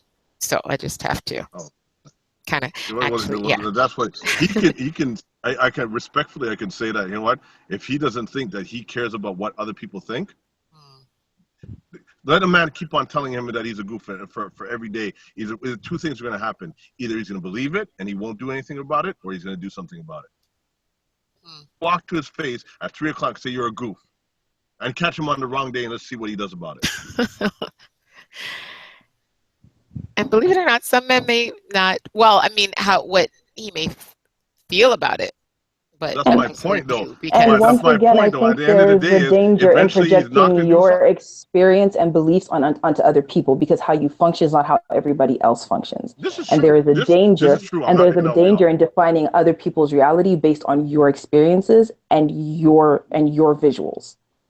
So I think, respectfully, I mean, if he says that, he doesn't care about other people's opinions, maybe he's evolved to a point where they really do not affect him. And he's come to a place of self-awareness where I would love his to see. definition of self, once again, I'd his love to see definition that of happen. self Though. I'd love to see it put into play. is, and once again, you're speaking from your perspective. We have to No, be I'm just saying. respectful of What I'm his. saying is, Mount is meant to say anything. And Marcel continued by saying, Yeah. that's true. I won't believe it. And I'll just keep it moving. So I guess, yeah. So he responded. That's being a man. So once again, what I was saying with regards to kinetic's point is I do not dispute the biology of the male and female dichotomy. I agree that men and women are required to interact with each other in order for the human species to continue to exist. However, with that being said, that's biology. That is not sociology, and it is not a sociocultural definition about the nature of.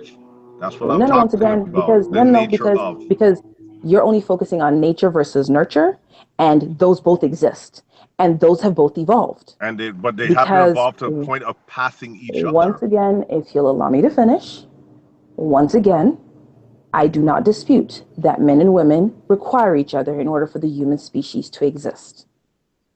With that being said, just like we came from Cro-Magnon, according to Darwinism, and we are now Homo sapiens, and actually, we're not even considered Homo sapiens anymore. We're considered the next evolution of humanity, according to Darwinism and science. We have culturally evolved. And for me, the concern that exists with statements that continue to drive social and cultural constructs that are no longer relative to the environment that human beings exist in is that they limit the human experience. It is no different from someone saying, well, we're still human beings, so black people should be with black people and white people should be with white people, because part of the Industrial Revolution and part of the access to and part of the information age redefined social interactions between human beings. We are the most multicultural and the most mixed we have ever been as a human race. That comes from the Industrial Revolution and the information age. And that has changed us. It has changed how we look at religion. It has changed how we look at finances. It has changed how we looked at relationships. It has changed how we looked at genetics. It has changed how we looked at everything.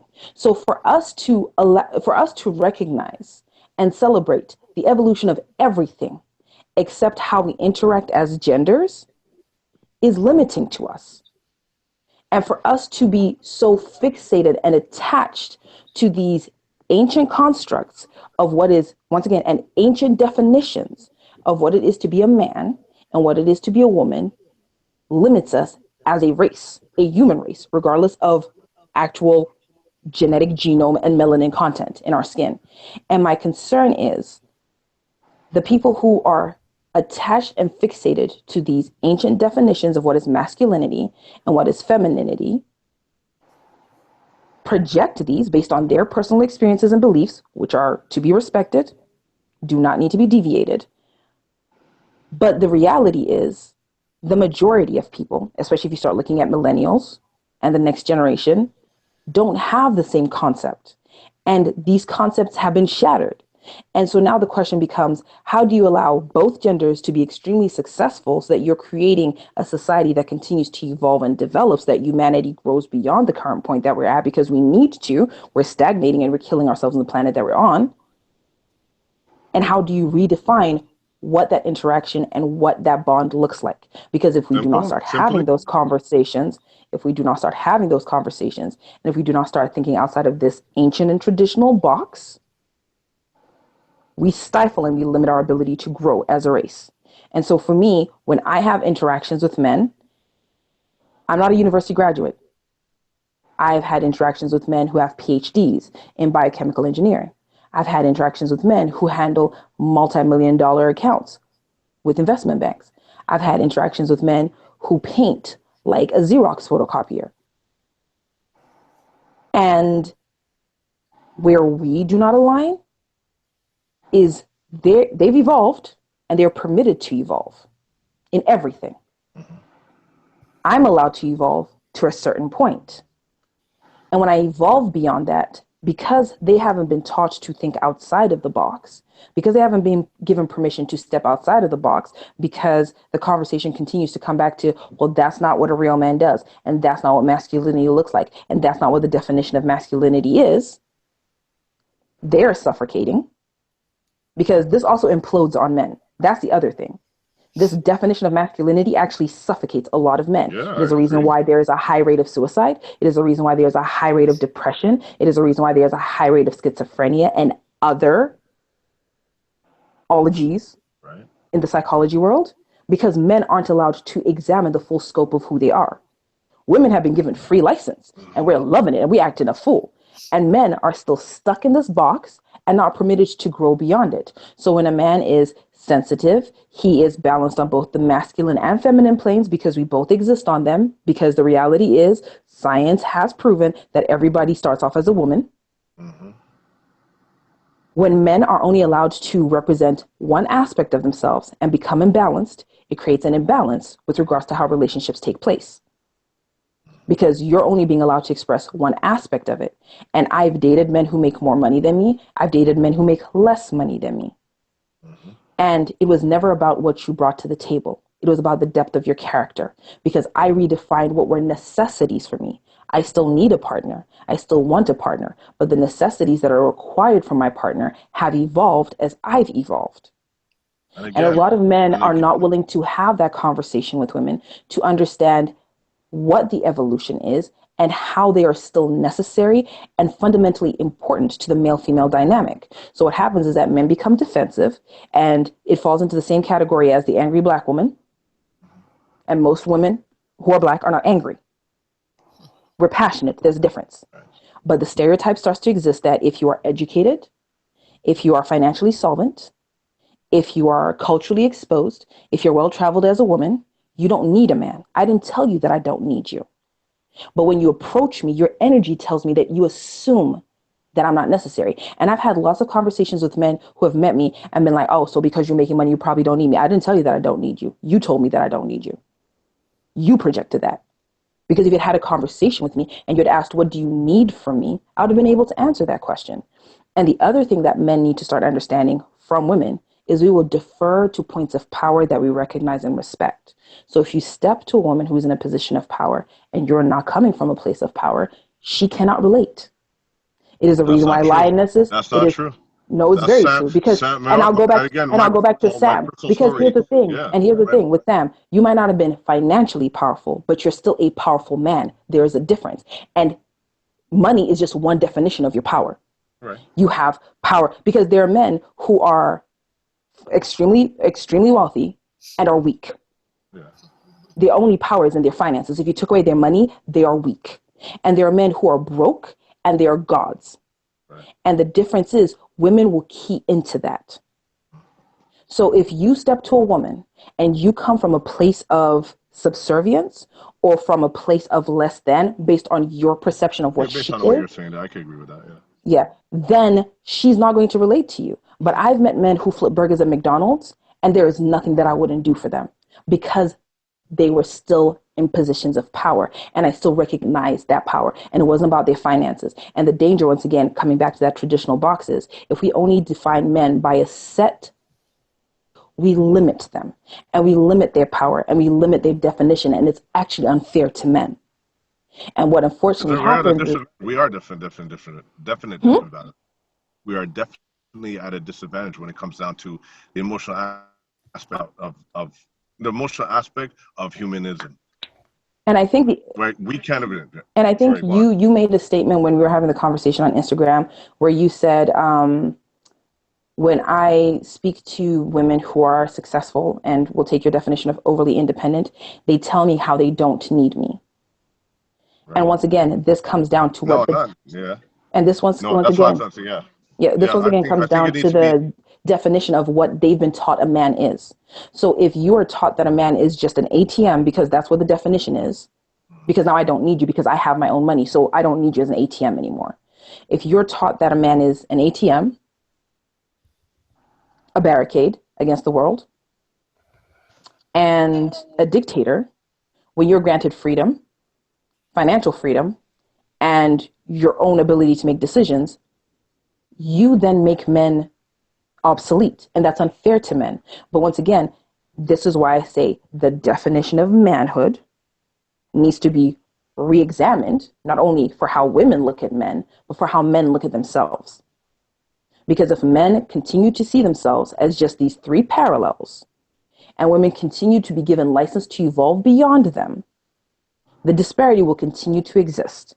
And then what will end up happening is conversations that I've heard with men where where they resent women who are in positions of power, where they feel threatened by women who are in positions of power because their definitions of power only fall into three constructs. And there's so much more that they bring to the table. Well, let me take your foolish, stupid. Or sorry, are you finished? Mm-hmm. Yeah, let me take your foolish, stupid advice and say on my observation and my experiences. I'm not going to generalize for men, period. I'm just going to say simple as this, okay? The first things first, to answer simply your question, I mean your question and your statement about when will we, how do you say again? Basically, what it comes down to is that the day that men can have babies, when they scientifically evolve, or when we can actually generate and make babies, and then that's when the equality is going to happen. The male psyche is built on that aspect of it. That's what that's why I talk about the human aspect of it, where I'm saying is that, you know what, the givers of life, just like the sun's job is to give the life to the earth, you know what, and everything around it. Without the sun, it does not shine. Without the sun's rays and energies, we do not live. We do not exist. End story, full period. But without the Earth's atmosphere, without the Earth itself, we do not survive. We do not maintain or maintain life. So what it comes down to is again the nature of things. The moon, the nature of the moon to draw on the magnetic powers of the moon to keep us in or keep us balanced and things of that nature. You know what, to water the moon aspect. You know what, you get what I'm saying? Like, you know what, there's certain natures to things. It just so happens is our nature to be in that leadership position and for us to bring forth life and do all that stuff. Until that it becomes scientifically acceptable, scientifically enabled, that we can have babies, and then the mentality will shift, that we're on an equal basis, that's when the equality will happen. That's just the generalized. I know it sounds sexist, but don't penetrate the words, penetrate the meaning. This is not me being sexist. This is just generalizing the answer that you were given. I mean, that you were asking. Now, the other aspect of this is that, you know what, when men, I think when it comes down to it, I always give this, I have these conversations a lot of times. I have a majority of the women around me. First of all, let's get it clear, right? I am only attracted to Miss Independent. So when it comes down to most men, it's not about, oh, we don't have to take care of her, because it gets even more shallow than that. And I'm not talking about for me. Forget about, sorry, let me redefine that. For me, what it comes down to is this. My woman is an extension of who I am. She's an extension of my persona. She represents me. I represent her. I'm an extension of her. But mainly, she's an extension of me because I'm from this personal aspect. So the woman that I take on must be as powerful as I am. Must be as intelligent as I feel I am. Okay, so that's why I won't go in with any gal or anything. She is one of those women that, again, she has to relate. There's no way I want to walk down the street with my hand, holding her hand, or walk down in any street without her, and man be like, yo, man, you know what? That man's girl is dope. She does fly.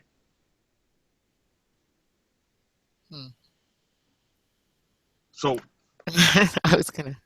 No, okay, go ahead. So when it comes down, as I said, so you know what? It may be ego driven, it may be one thing, but no, I don't want anybody to look at me and laugh at me and like, you know what? My woman's a cheater, going out there giving herself to 20 other men. Like, you know what? There's certain things that I need to maintain my manhood, and that also plays into the aspect of, okay, you have a woman and she's doing all these things, and you're not going to care what another man thinks or what people think. Bullshit. You're going to drop her faster than what if you find out she cheated on you, or, you know, whatever it is. It's because, you know what, no matter how much you love somebody, your ego will always come into play. You want to stay in love. I posted this before. You want to stay in love, drop your ego out of relationship. You want to get into a relationship, make sure that you maintain and foster that relationship and that friendship. But always take your ego. I always say this, take your ego out of money and love if you want both. Because you'll never be able to maintain or grow your money if you're emotionally tied to it or scared to invest it. And also, it's the same thing when it comes to money. I mean, love. And you know what? If you have your ego in love, you'll never be able to, because your love will challenge your ego at some point in time.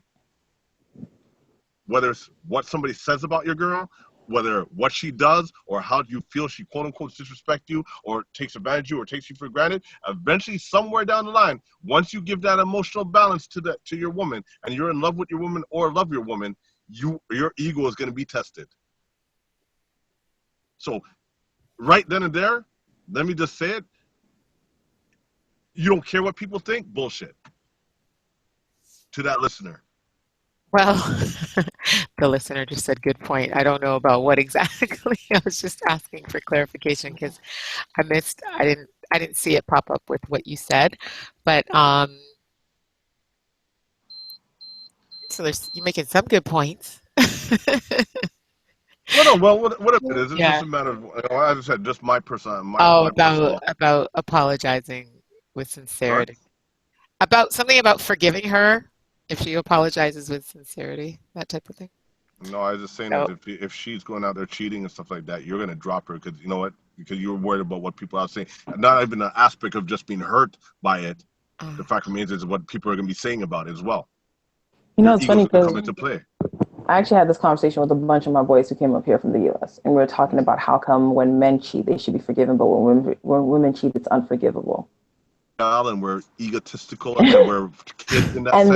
They were saying that and women are stronger than us for a lot of men, when they cheat, it's physical.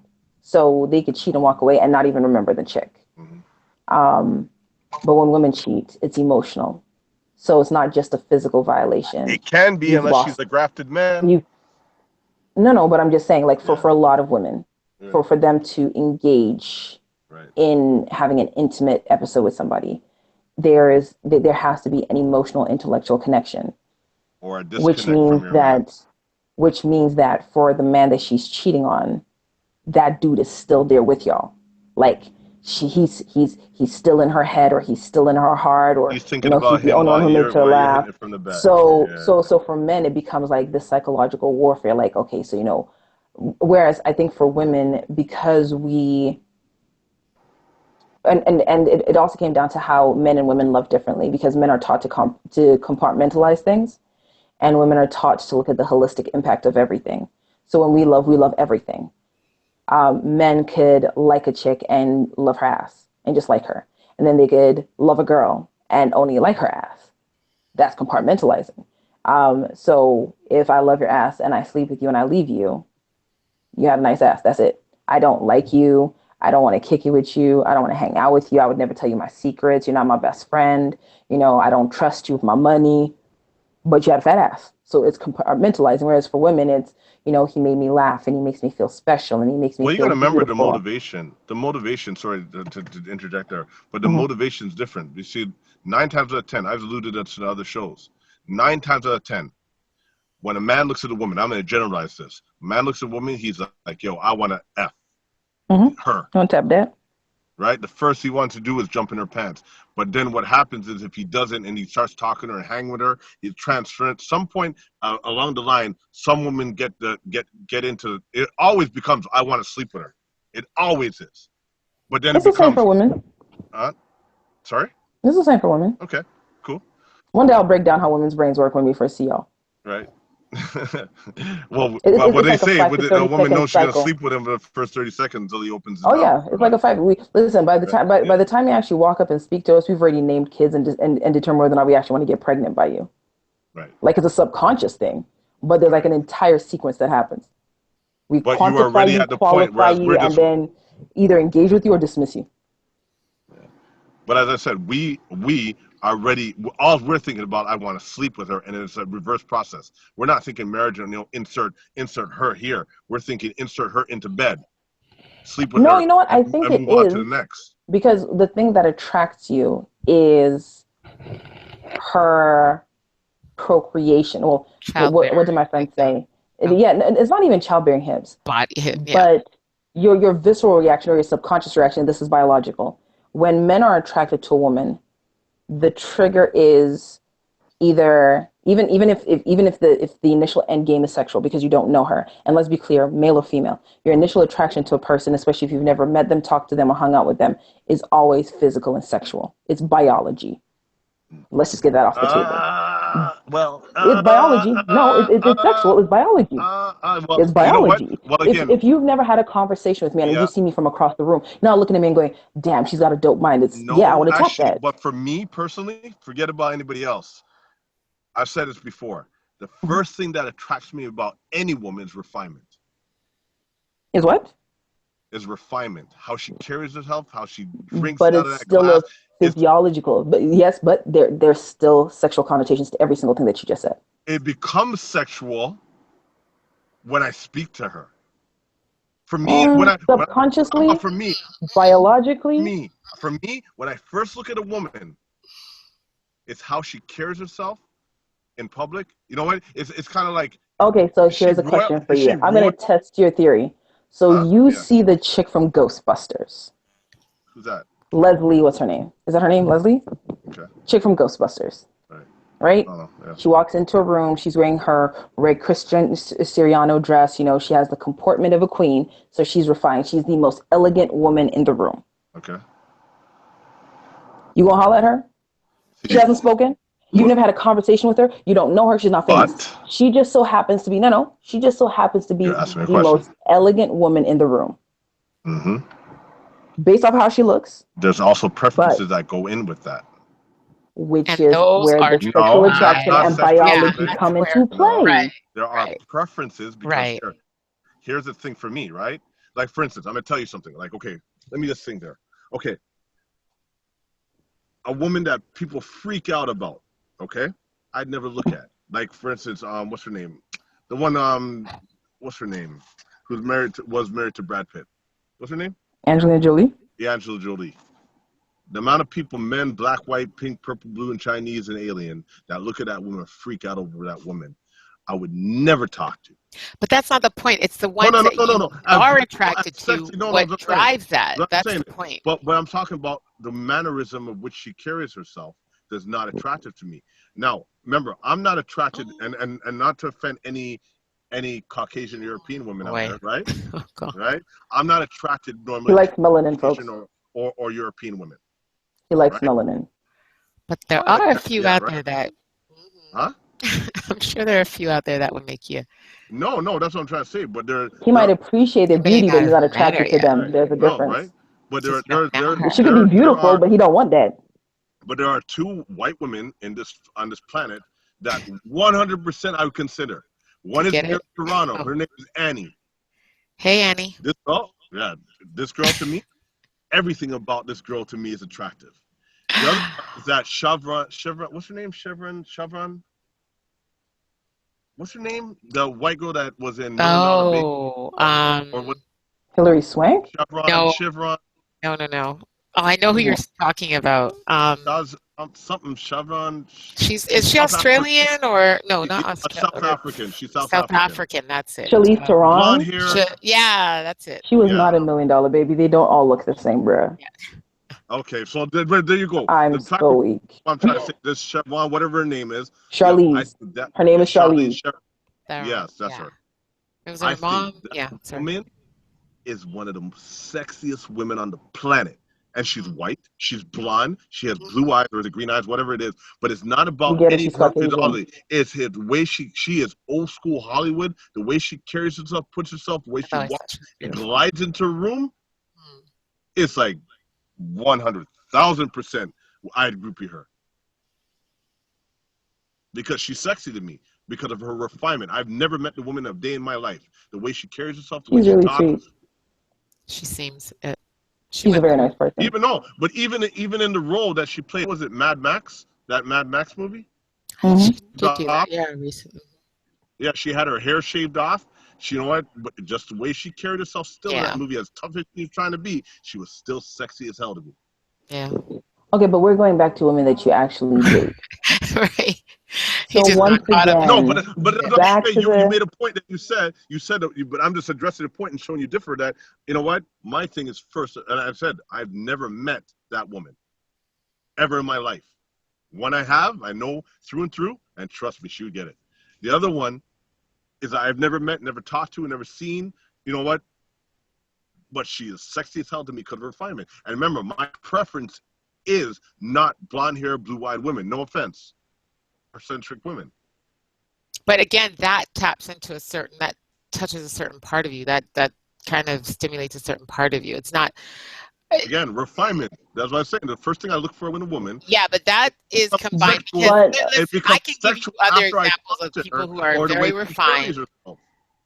Yeah, that's added to your package, but it's not the only, because there are a lot of people that are refined that can glide into a room that would probably not appeal to you, like at all. Yeah, I'm so sure I think that's fine. I think for me, what I'm saying is, and I'm not disputing, because once again, this is your preference, this is your experience, and I'm not trying to dictate that. That's something. Sorry, I'm studying communication and the responsibility of communication, so I'm very hyper aware of how I position statements. Going back to the science, because you were talking about, men are men and women are women. Going back to the science of attraction between men and women, you spoke about refinement, and so you spoke about carriage and comportment, if we're going to use Victorian terminology, to define how somebody moves and carries their body. Right? And so that's what you're referring to. I'm talking about dresses, but how they drink out of a glass versus sticking a bottle down once the again, throat, No, but once again, drinking out of a glass is how they carry their body. That's how how they move, which is biology. That's their physiology, right? And you said that you do not become sexually attracted to them until you speak with them. But in order for you to have... No, let me redefine that before you go on. Jesus. Let me redefine that. Not necessarily speak, but how they speak. If I hear them and they're like, yo, guy, and instantly, I don't care how so you don't like catties, okay? It all depends on how. I shouldn't say necessarily they speak to me, but how they you speak. Like polished and elegant women. I get it. And preps and prissy women. Normally, I go for prissy. So polished and elegant. So Michelle Obama, Charlize Theron, we get it. So back to my point. In order for you to have a desire to engage with her, because like Care said, There are a lot of elegant women who could glide into a room at a gala. You could be at the what's the Black Awards that y'all do in Toronto? Happens here, right? Yeah, that. You Harry could Jerome. Harry Jerome. Yeah, the Harry Jerome. You could be at it's you could be at Harry Jerome. You could be at TIFF. You could be at the Oscars. You could be at the White House. Okay, there's a lot of elegant women in there. They've all been taught good comportment and how to carry yourself like a lady. You don't cross your legs a certain way because that's how hussies cross their legs, et cetera, et cetera, et cetera. All right, they're well dressed. They're beautifully groomed. However, your subconscious that is tied to your need to procreate biologically is triggered by the same things over and over and over again, like Pavlov's dog.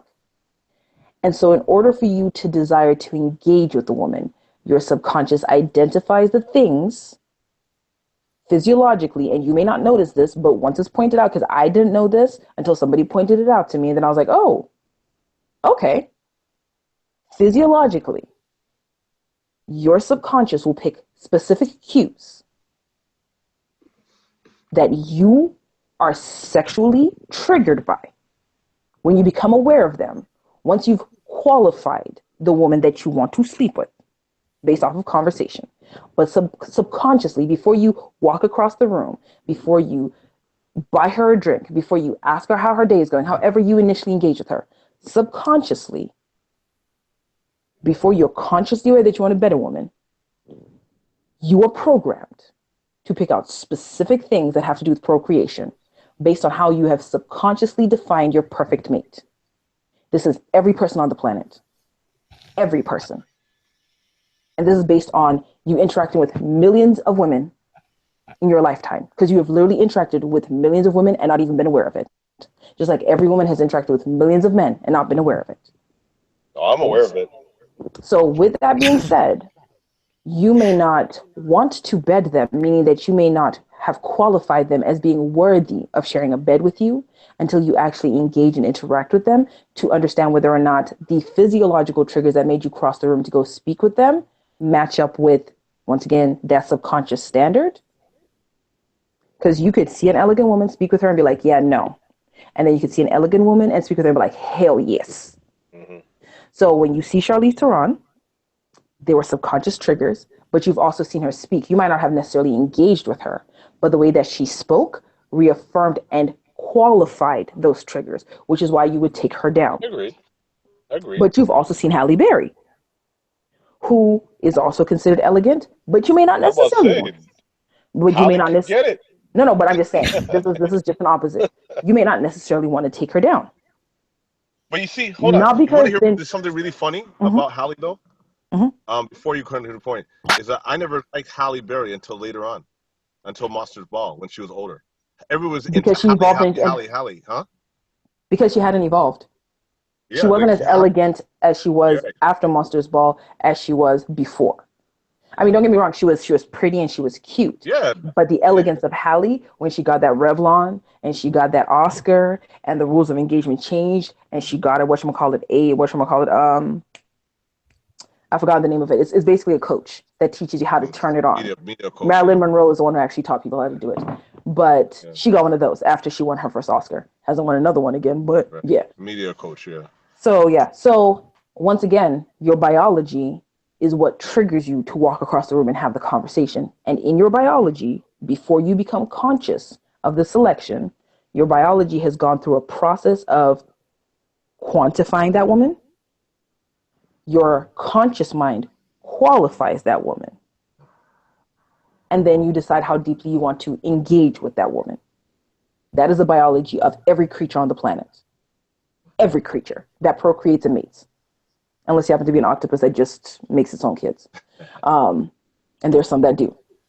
So with that being said, I didn't know that I had triggers until somebody who was a psychology major and was studying this pointed it out to me and said, I dare you to go somewhere and pay attention to who gets your attention. And then ask yourself what the common thread is. And ask yourself if you're aware of it before I pointed it out or if it just happened. And it's every single time. But you see, here's the every thing. single time. But here's the thing. Here's the thing about me, though, and I think this has been a conscious decision, though. Also, is that I have a thing. Like I love ethnic women, period. But I just love my West Indian women more. I know you're not West Indian, but you know what I mean. It's just one of those things where you know what. I just know that you know what. You know, if you know what. Just like you know, they say if you had a black man and a white man in a job role, and you go for it, they're gonna 9 times out of 10 they're gonna hire the white man. Blah blah blah blah. If we had a woman of, you know, we lined up every woman and all of them were equal, I'd go for my West Indian woman. Any particular island? That's what I was about to say. Well, but... you know what? The joke is as much as I have a suspicion. Yeah, no. I would say the joke is as much as and Howard, if you're listening out there, you're gonna laugh at this. As much as I do love, I would say majority have been Jamaican or Trinidadian.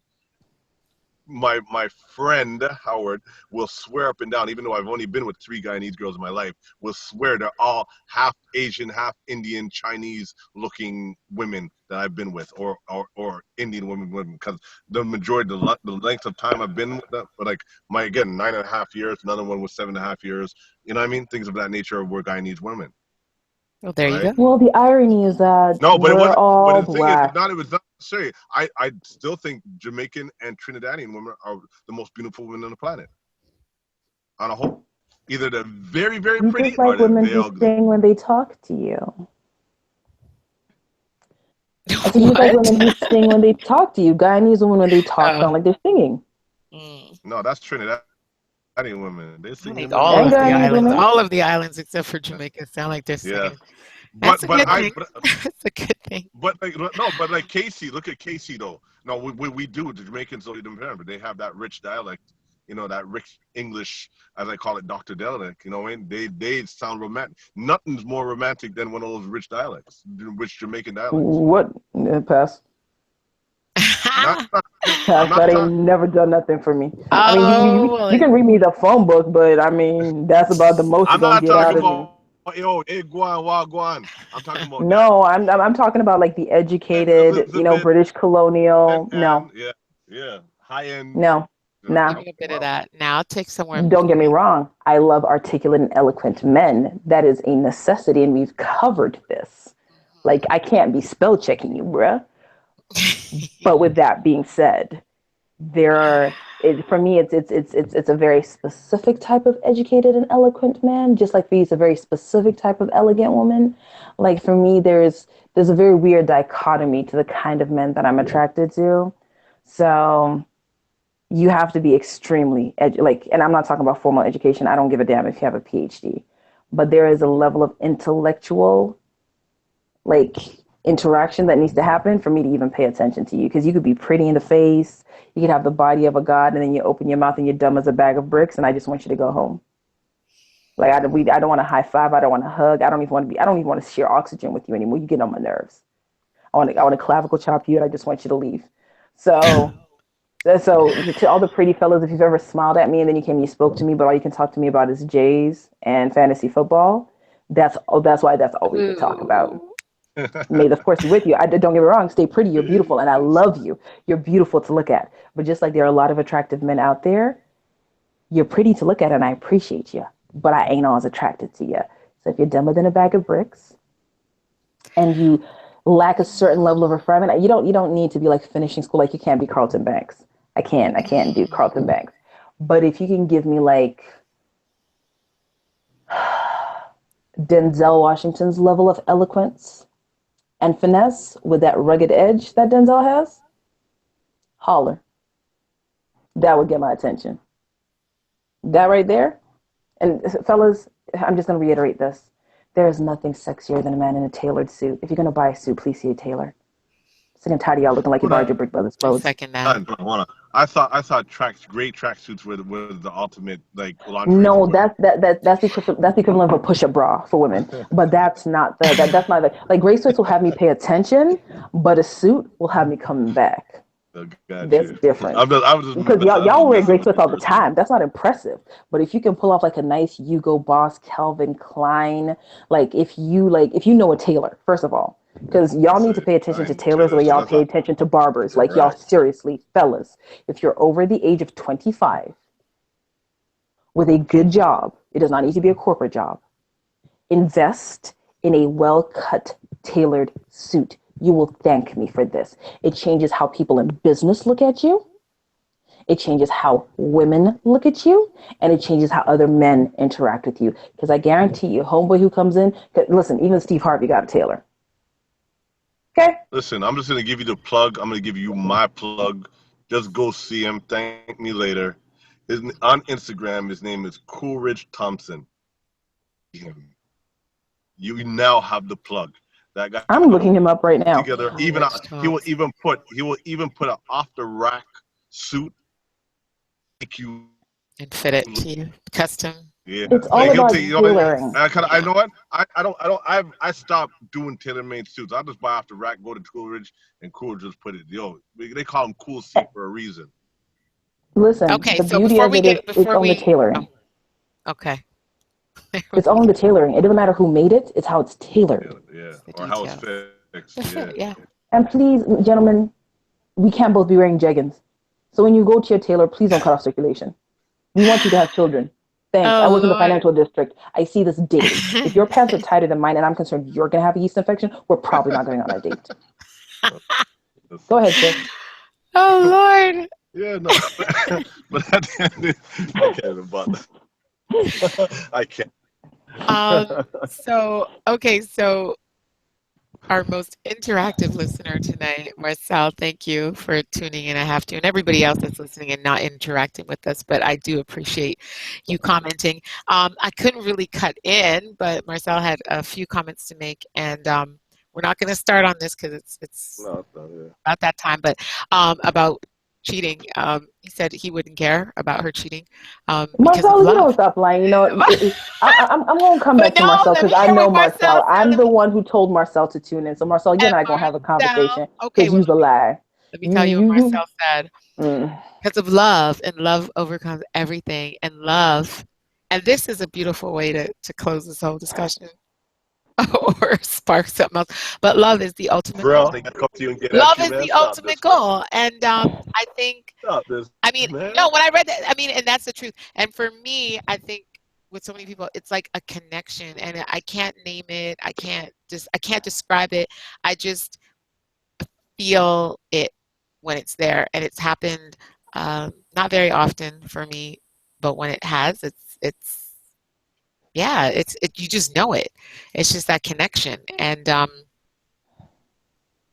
yes, I just got caught up in trying to make the connection between successful women. And I don't consider myself a successful woman that can't find a man. Like I've never because I don't know what success or being successful is. Like at what point do you successful is an individual definition. Right. And that's the thing. But when other people can say, group successful women in, it's like, okay, what do I qualify? First of all, you talking about me. And then, me going back to, I don't look, I don't approach, I don't step to, I don't ask out, I don't look for a man. I don't. So in so many ways. Yeah, we covered this. Yeah, exactly. So in so many ways, I don't. So did Cake say step to you? How did he holler at you? Because we don't know. Because listen, I've been on the show with you for 7.5 months. You work, and I'm a chick. Like I'm stressed and like exhausted trying to figure out how to date you. And I'm not even. I don't even swing that way. But like fellas, listen, overtime and other time, and you may still not get the paycheck. Consider yourself born. She's work. Like I'm. Lord. I'm not even a jealous. I'm not even a jealous kind of guy. But your work ethic would make me jealous dating you. Huh? You said what? I'm not even a jealous kind of type of guy, but her work ethic would make me jealous of her. Jealous? I'd be jealous of her work. I don't get it. Like, no, you have some time for me today? Oh, 5 minutes? Yeah. And then on top of that, fellas, she don't pay for dates. Mm-hmm. So don't ever expect her to treat your ass unless it's your birthday and y'all together. It's different. But if y'all are dating, when I'm if y'all in are getting to know each other, when I'm like y'all getting committed, it's a different story. It's like we can. But fellas, if you're wondering if you're going to be in a reciprocal relationship and you thought that dating her before you actually make it exclusive is how you're going to learn, don't hold your breath. You might suffocate. That's right. Listen to them. They No, know. that's not a good thing. They've I'm been just around me warning long enough them. to know. I know, but you know what? That's Listen, my rule. That's no, my we're not supposed to be warning them. We're supposed to be pitching you. We're supposed to be like, yes, I don't understand how she's still single. She should be blah, blah, blah. We over here like, bro, be ready. Get ready. Have an oxygen tank, Jacques Cousteau. You're going to be holding your breath for a minute before you figure out I if know she how got big she's single. qualities. She overly independent. She ain't That's a joke. single. That's a We already joke. That's a joke. covered this. That was a You joke. know, That was a joke. she circumvented. Hold on, how many days till Christmas? She circumvented the question about how cake baked step to her, and it's okay because you know what? I just have a feeling like she gonna go to Jamaica and feel like she's ready to play on Snapchat. We're just gonna see something that she wasn't ready to show. You know And what? Snapchat lets you save stuff and lets you download stuff. I mean, it tells My you when thing, somebody, snitch. But I'm just letting you know, like, I feel like she gonna be real giddy, like he gonna do something like extra, like supercalifragilisticexpialidocious for her, and Oh, then like she just yeah, gonna it's lose her called mind and Mandingo slip. Warrior. That's what it's called. No, she oh already got my that. That's why she's been catching goodness. flights all year. But no, he gonna do something like super romantical, and then she just not gonna know how to act, and she just gonna need to share, and she gonna slip and trip, and somebody gonna Look recognize up, like a man. tattoo or like a bicep because they went to like high school with them. They gonna tag him and say something, then we all gonna know. So he can keep on fronting. I give you credit. Like your Oh Beyonce level of Lord. like discretion is impressive, and like I have to say I respect the consistency because I remember Oprah asked Beyonce about her relationship, and Beyonce's like, "I told you everything you need to know." And I already told you too much. So I respect this Beyonce level of discretion. Like it's so different from the Kim Oh, Kardashian level of oversharing. So I high five you, girl. But we hey. gonna find out. Just understand. I We know that respect there's that a guy cake bake resolve to because be you've around. never said that there isn't one. And every time that you try to dispute it, you can't finish a You sentence. are so, And once again, studying the science of communication. So I'm yeah. paying attention to those, like, nonverbal cues he keep on putting out. I'm paying attention to the fact that you get all giddy. So I know he doing his job. He hitting you the good morning text and the girl I was thinking about you last night text. He telling you all the things he gonna do to you and how he don't need to have breakfast because you gonna be on the dining table. Girl, we know that it's happening. But just understand, we gon' find out. We might not find out now. We might not find out next week. But I'm like the FBI. I always get my man. Oh no. Keep playing if you want to. You hear that, Marcel? She always gets her man. You guys.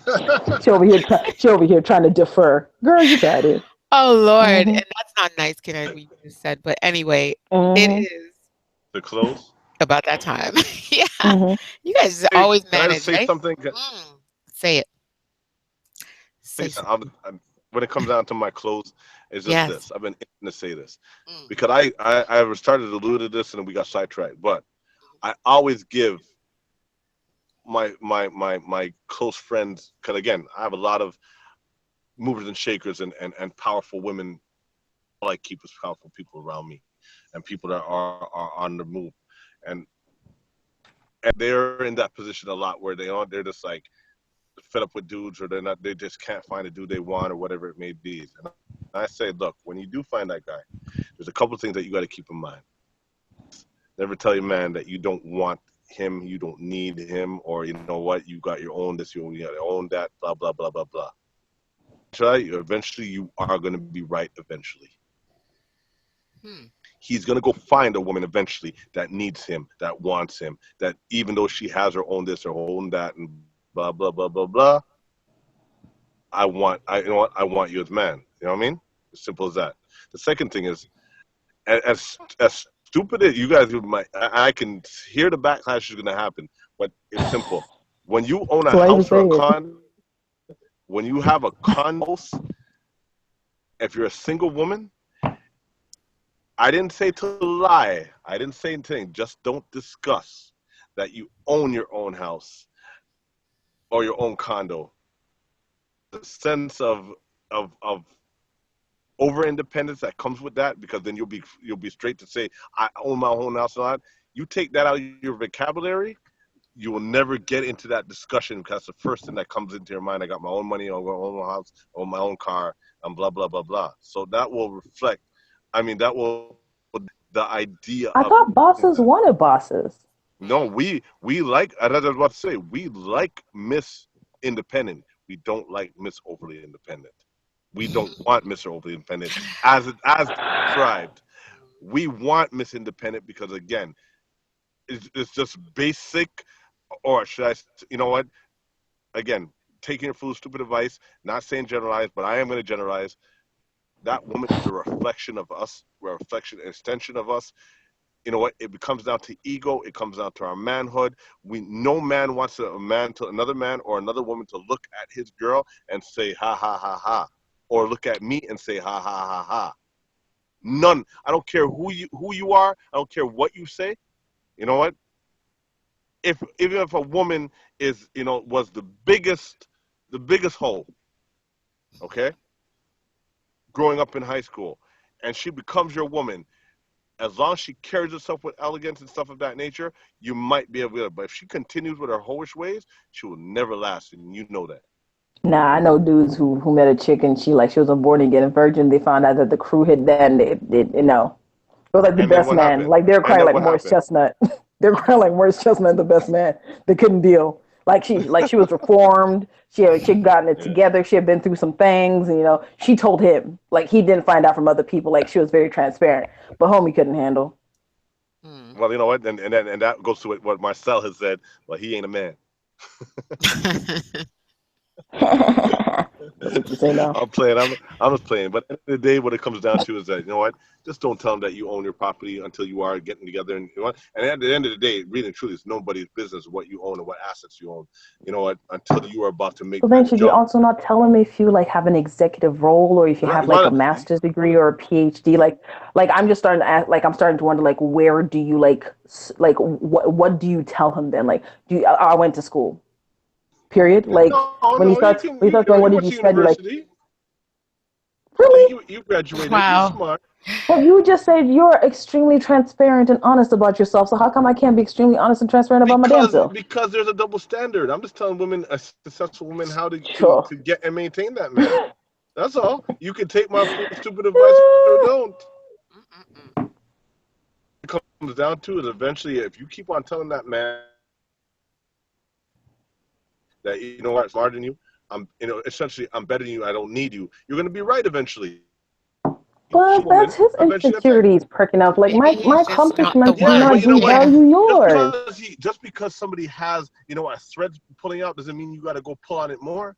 You know what? There's a difference between Well, once pulling on again, it why would I want to be with an insecure dude? I'm or still making going to it. have the PhD when you call me bae. Now you're going to beat me because I got a PhD and I didn't tell you in advance? No, nothing's Because there's wrong with some it. dudes who do. Again, nothing's wrong with you having a PhD. Something's wrong when you throw it in my face. But it's not throwing in your Wow. face if you ask me where I went to school and what I studied.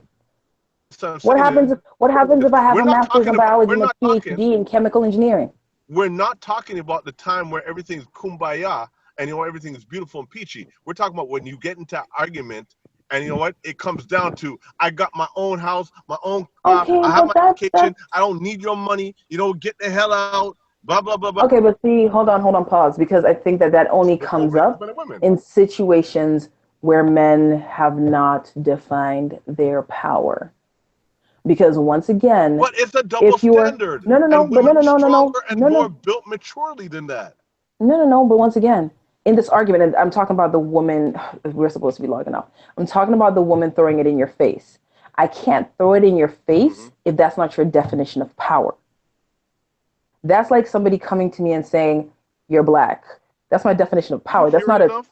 That's not a You threat hear it to enough? me. You But know once what? again, Words have once power. again, Words are spells, and you yeah, no, continue to I'm throw them not out. arguing with you about that. But once again, it comes down to what you define as power, which is my perception of power.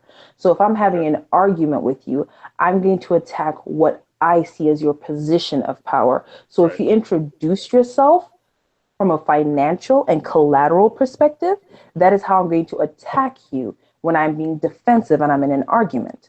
But if you're not defined by finances and collateral and your power sits elsewhere, yes, girl, you can get money, but that's not where my power sits. You're not attacking me. What you're telling me is how you define yourself and you're limiting yourself. And that comes Give once you again that. to you redefining how you see yourself. Because if your power yeah, let me tell you something. Once your power extends beyond three pillars, if she comes with those three pillars, if your power is built on 16, the three pillars are gone, but your empire is not shaken. The castle still stands. If your castle is standing on three pillars and she knows what those are and she can come for them, then heck yeah, it's going to make you feel some type of way. That's like a chick trying to tell you that you got a small dick, but she told you that you were too big for her. No, chick, you lying. So I'll come up with a better argument. That's literally the same thing. Because last week you told me you couldn't handle. I give you that position. That you know what? I concede. So once again, I mean, ladies, I mean, it's a valid argument. Do not demean your man. If you're having an argument about something, this once again comes to understanding communication and being a responsible communicator, then focus on the issues. This also comes down to a different conversation, but we'll have this at a different time because we way over time and we talk too much. So continue, Kinetic. My apologies for interrupting. Don't emasculate your man. Don't belittle your man, and you know what? And don't throw shit in his face, and you're good. Okay. All right, ladies. So keep hope alive. So my finishing thoughts are: America, do your homework. Hold your politicians accountable, and your vote is important, and you can actually change the electoral college before the next presidential election. So start holding your local, regional, and state officials responsible before you start looking at federal government. With regards to successful women, ladies, you are not your resume. That is my first takeaway. I think it's awesome that you got this amazing education. It's super dope that you own this real estate and that you got your credit score over 720 and that, you know, your checks never bounce and that your credit cards are all paid off. That's awesome. That's what adults are supposed to do. So congratulations on being an adult. Yay. But women, you are not your resume. So my takeaway to successful women who have challenges with engaging with men in order to enter into successful long-term relationships is re-examine and redefine what your definitions of masculinity are and what your definitions of masculine success are, because that will also help you redefine what your needs are, because you've taken care of your adult needs, but there are emotional, mental, and spiritual, as well as physical needs that money cannot buy. And if you fixate on the financial and the superficial, you will remain single because you can buy it. So start asking yourself what you need that money cannot buy and start redefining your standards there. Does not require you to compromise on your standards. I'm not asking you to settle on your standards. I'm asking you to redefine what those standards are. And the one thing that I will co-sign when it comes to Kinetic, I'm not going to tell you, don't tell them what you own and don't tell them what you've achieved, because there are men who are excited about that. And there are men who understand that there is power in collaborating with a woman of power. Called pimps. And there are men who are seeking successful women who bring a lot to the table and want you to show and prove, because tweeting the hustle doesn't mean that the hustle is lucrative, ladies. Let's just be clear. So they actually want you to show and prove that hustle that you keep on tweeting and Instagramming about. But when you bring that to the table because you understand that when your hustle matches his hustle and it comes together, you can be a power couple, not in order to control a man. And fellas, start redefining how you look at yourselves and how you look at your gender roles. Because as long as you continue to limit yourself, you continue to limit your options and you continue to do yourself a disservice. Because by negating successful women and by limiting them and by muzzling them, you're cutting off your nose to spite the face. You're not helping yourself and you're not helping them. That's all. But I didn't find it when I threw in that pimp. Please don't think I was being disrespectful. I just found it funny. I wasn't disrespecting Mr. Supernerd because everything she said was very valid. I was just being funny. That's all. It's all good. And stop. Full stop. Miss Alrighty. No, you know what? You both have said it all. So, I don't think there's anything more for me to add, but yeah, I will just repeat what our most interactive listeners said. Love is the ultimate goal, so just stick with that. Forget the rest. Ooh, I have a reiteration for Kelsey. I have a reiteration. Mm-hmm. This is going back to the double standard and the election. and this is for the gentlemen, this is not necessarily for women. Please choose the people that you put in positions of power based on their qualifications, not how warm and fuzzy they make you feel, male or female. And don't have double standards. Because what's good for the goose better be good for the gander. It should be anyway. Hey. Yeah. No, it should be. And I mean, it will be. In some cases it is. And in some cases it'll never be. I don't know. Oh, no, it's coming. Man, yeah. Am I going to be around to see it? I'm not sure, but all we can do is we control ourselves, right? And so if enough of us, and eventually all of us, whether we do it by choice or we're forced to, then I mean that's the only way it'll change, right? It's just by individual, one by one. But yeah. Let me ask you something on the closing. When last did you go to Jamaica? Listen, I am closing on you right now. Yeah, I want to know how long. When was it? When did she go? Last trip. Oh, it's been a while. It's August. Yo, your man gonna dang, you must be jonesing, huh? Yeah, that's what I say. Your man gonna be, man, he can go wear you into the grave. Listen, did you hear the sigh? Did you hear the sigh? You hear these too. Did you hear the droughts? Like I heard the necessary. I don't know where on the all of this plane. came from. You see, I'm gonna start listening back to, and anybody who missed most of this or some of this, it is a podcast. Look it up: Stitcher, iTunes, TuneIn Radio. It's even on, oh my gosh, SoundCloud, of course, here on YouTube. And so look for it. Because I'm going to do this myself. And when did you guys create this Cake Bay? When did we make this up?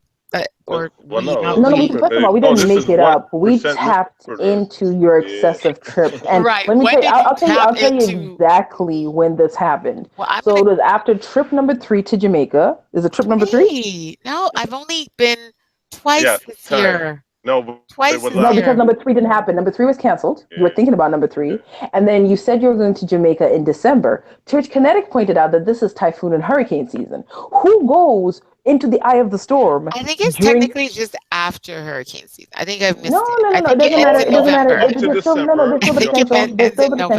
the potential. That's like me choosing to go to Fort Lauderdale when Hurricane Matthew was about to hit. Like, who willfully goes and like that's like me going to like Yosemite when they know that it's about to blow, and like they're like, come on now, stop it. No, you're so dramatic. No, they're absolutely, so entertaining. Absolutely not. So anyway, I was like, oh, okay. And then I didn't bring it up, but Kinetic pointed out, Kinetic was like, hold on, no woman will brave the elements. Ting, her pick-me and the ding-a-ling. And I was like, And then we started asking you questions, and you were stuttering and stammering. And I mean, August 31st. your cute little caramel thing. So, I know you were blushing. I know there was a red tint to you. And you've been struggling to maintain your composure ever since. And every time we bring up Cake Bay, and here's the thing: because you guys are hilarious. If you had just addressed it, like you told me you were gonna come for my soul. You were like, oh yes, Miss SUPERNERD, we're gonna ask you about who you with and what you doing. And I was like, ask me, interrogate me. I'm trying to get that slip up. Ask me. I was like, holler. I was like, you can ask me whatever you want. I'm an open book. I still didn't have the interrogation, and there was no fear. But every time somebody asks you a question, you're like, I don't even understand why you guys keep on making it about me. Like, just address it and squash it. Because you guys are hilarious. And I feel like he tunes in every Tuesday, which is why you can't squash it. Because if you're like, there's no Cake Bay, you have to deal with the aftermath of that. So then you have to explain to him why you disrespected him and you disavowed yourself of this man who you're going into a hurricane for. Whereas I could be like, if I was in a relationship, I'd be like, yeah, he exists. And then you'd be like, oh, so, what does he do? I'd be like, he minds his business like you should mind your business. Let's keep it moving. But I'd let you know he exists. Okay? Right. So with that being said, I couldn't deal with it. Like the FBI, I always get my man. So keep on fronting and flexing if you want to. You're going to slip. They all slip. All of them. The FBI's most wanted list, all of them. They all slip. We always get our man. So dead or alive. We're dead or alive. Okay. Listen, sweetie, we just want to get to know you better. We want to know who's got her so giddy and who got her unable to answer questions and who got her over here, unable to make eye contact. Because if this show was happening in person, Oh, Whoo, Lord. she'd have walked out the room and had to come back. So it's all good. It's Yeah, I fine. had to go Keep visit on the praying. bathroom. Oh my goodness. But to those who are listening, thank you so much for tuning in and riding with us to the end. You can go on to www.vexradio.com 24/7 for the best in R&B, hip hop, There we and dope go. music. And every Tuesday at 9 p.m. Eastern, you can tune in for my petty self, Kinetic's know-it-all self, and Care over here denying cake bae. I like that. August 31st was the date that we start. Well, August 30th was the day we defined it. Was technically the 31st, but that's when you made it. Is this when I posted the countdown to cake bae? Yeah, that You August named 30th. it and did all that kind of foolishness. But we named it August 30th is that day. Can I have it? I remember I And sorry, when was your last trip to Jamaica? It right was in away. August, wasn't it? Mm-hmm. Yeah, I was back on the 30th. Lord, I'm about to throw up a Rip it Bristol up, board you and gonna start tear it connecting up, the you gonna dots and slap it have a in the red string going from one point to another. Y'all think it's a game. It's okay. It's okay. See, see, here's the thing that Karen keeps on forgetting about Black women is we will see who liked your pictures and see how many pictures that they liked. And then we will go to their page and Oh, see how many subliminals they yep. put up. And then we will track it back to the date that you started getting giddy and the day that they started posting subliminals. And then we'll find a picture and then we'll slide in his DMs and be like, oh, what's good? And then he'll be like, nah, I got a girl. And be like, oh, what's your girl got to do with me? And then he'll be like, you know, I really care about her. But like, but it doesn't matter. You You hear in this, Jamaica, Kinetic? I'm This in is your Canada. partner So, in you know, crime. I'm just saying, Yo, I'm just looking for a salute. tour guide the next time that I'm in Jamaica. Men are stupid. So he gonna be like, oh, my girl from Canada too. Really? Oh, because I'm in Toronto. Where's she from Toronto to? Say words.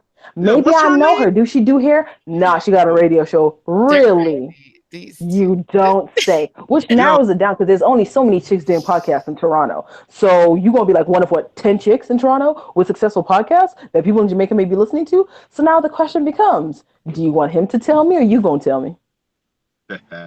yo, you just realized you heard Miss Super Nerd became the most dangerous woman on this planet. what? I'm like, oh, okay. Yo, Kind of I lost me know at the girls will sliding do in the it, DM, but yeah, but yeah. like when she broke it all down just like Yes. that quick. Whoa, yo, And on that note, for is real, this for real. level. And I make friends everywhere I go. I'm super charming. I'll start telling him that I'm going to help him plan your birthday. He going to start telling me your favorite color and the spot in Jamaica that he takes you to where you love the jerk chicken, but they also have doubles that you're obsessed with. And this spot where, girl, don't play with me. Don't do it to yourself. Just listen, don't make this hard for yourself. And the thing is, we didn't even want to know about him. We just wanted you to confirm that he existed, but you keep on fronting and flexing. So now I Just don't did. know We if would have the respected issue is privacy. Yeah. right. I don't know if the issue is that there's a cake bay in Jamaica and there's like cake bay options in Toronto Lord, and you don't want to step okay, on any we toes, are done on or but I'm just saying. I just feel Yo, like if you happy and you that is giddy, the super nerd. just give credit where credit is due. yo, I'm just gonna give you fair warning. You have till New Year's Eve, and then everything gets ton up. Oh Yo, Lord. Okay. the pressure. Okay. Listen, when you go away in December and come back, you better reveal something. And if you don't, you've alluded that there may or may not be Cake Bay. That they'll that oh yeah, they're. I seen somebody down there, but you haven't said that you item. Listen, just do Respect like that. Beyonce. Beyonce didn't tell us it was Jay-Z for 5 years, but she told us that she wasn't single, so niggas didn't try no more. Like just that's not listen, all we want to know is he taking care of you? That's what we initially asked. We We were like, can't. okay, so right? I mean, I'm super nosy. I mean, I might want to be all up in the business, but I know how to mind my business if you check me. But I mean, you keep on fronting and flexing on me, you just make me more curious. You And are I'm dangerous super. when I'm more curious. You I'm just are letting you super. know. It's super nerd. 3 S's, not 2, right? Yeah. I got that Yes. right. Look Instagram, her up on Snapchat, Instagram, Twitter, Snapchat. holla at me, follow me, get familiar. I got goodies coming for y'all in December. By the way, just letting y'all know you can download this podcast everywhere. So, I know it's a little long, but don't act like rush hour traffic. Don't take you forever in the day to get to work. A little Just take us on the ride with you. There we go. That's an option. And We ain't never changing. 3-hour podcast every really, I think we also make laundry really entertaining. Like you could have done your darks, your colors, your delicates, your whites, folded folded them everything, too, all in one day. ironed, and we could have taken you through the entire thing. You could have spring cleaned, put away your summer clothes because summer's over. By the way, Toronto, I've seen some of y'all acting like it ain't over. what? We are hitting 60 It's done. right up until Saturday, and then Sunday. As of Sunday, it's over. So enjoy it until Saturday. But the Christmas market launches. By the way, if you're in Toronto Distillery District, it starts this weekend. Okay. You don't have to buy anything because it's expensive, but it's pretty. Fellas, if you're looking for a cheap romantical date that costs no money, take her to go look at the lights and then take her for a Tim Hortons coffee. See? Nice. I'm helping you help. See? I'm helping help you yourself. respect your budget. But you She forget can this is Snapchat it. She can Instagram it. but So she can do it for the gram. You know, chicks like to do it for the gram. Hey. but Cake Bay, if this is KRC we're talking about, she don't do Tim Hortons, yo. She Yes, I do. no, she Stop expensive, it. yo, and you're gonna pay for it. Just remember that. Yeah, you will, but I do. Listen, but Connecticut, you keep on forgetting this is Cake Bay now, so they're in a relationship, so it's different. They're not dating. Oh, So Lord. she makes concessions now that it's a twosome. It's not a getting to know you type thing. She said that. Now they're still getting to know each other, and he was fresh off the boat and straight from yard. You might want to take her to Earl's.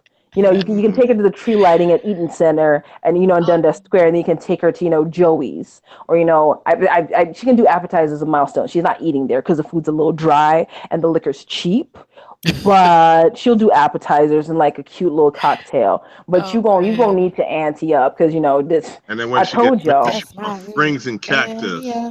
That's mine. I'm telling you, overtime and other time. Now, you can take me to the Christmas market and buy me like a cute hot chocolate. I can't drink hot chocolate because now I'm lactose intolerant because of my detox. But I'll appreciate the effort. I'll appreciate the fact that you know what's really cute, fellas, when y'all like do the forehead kiss and you put the jackets on us. Girls like that stuff. Y'all need to go back to like the basics of romance. Stop buying this expensive crap.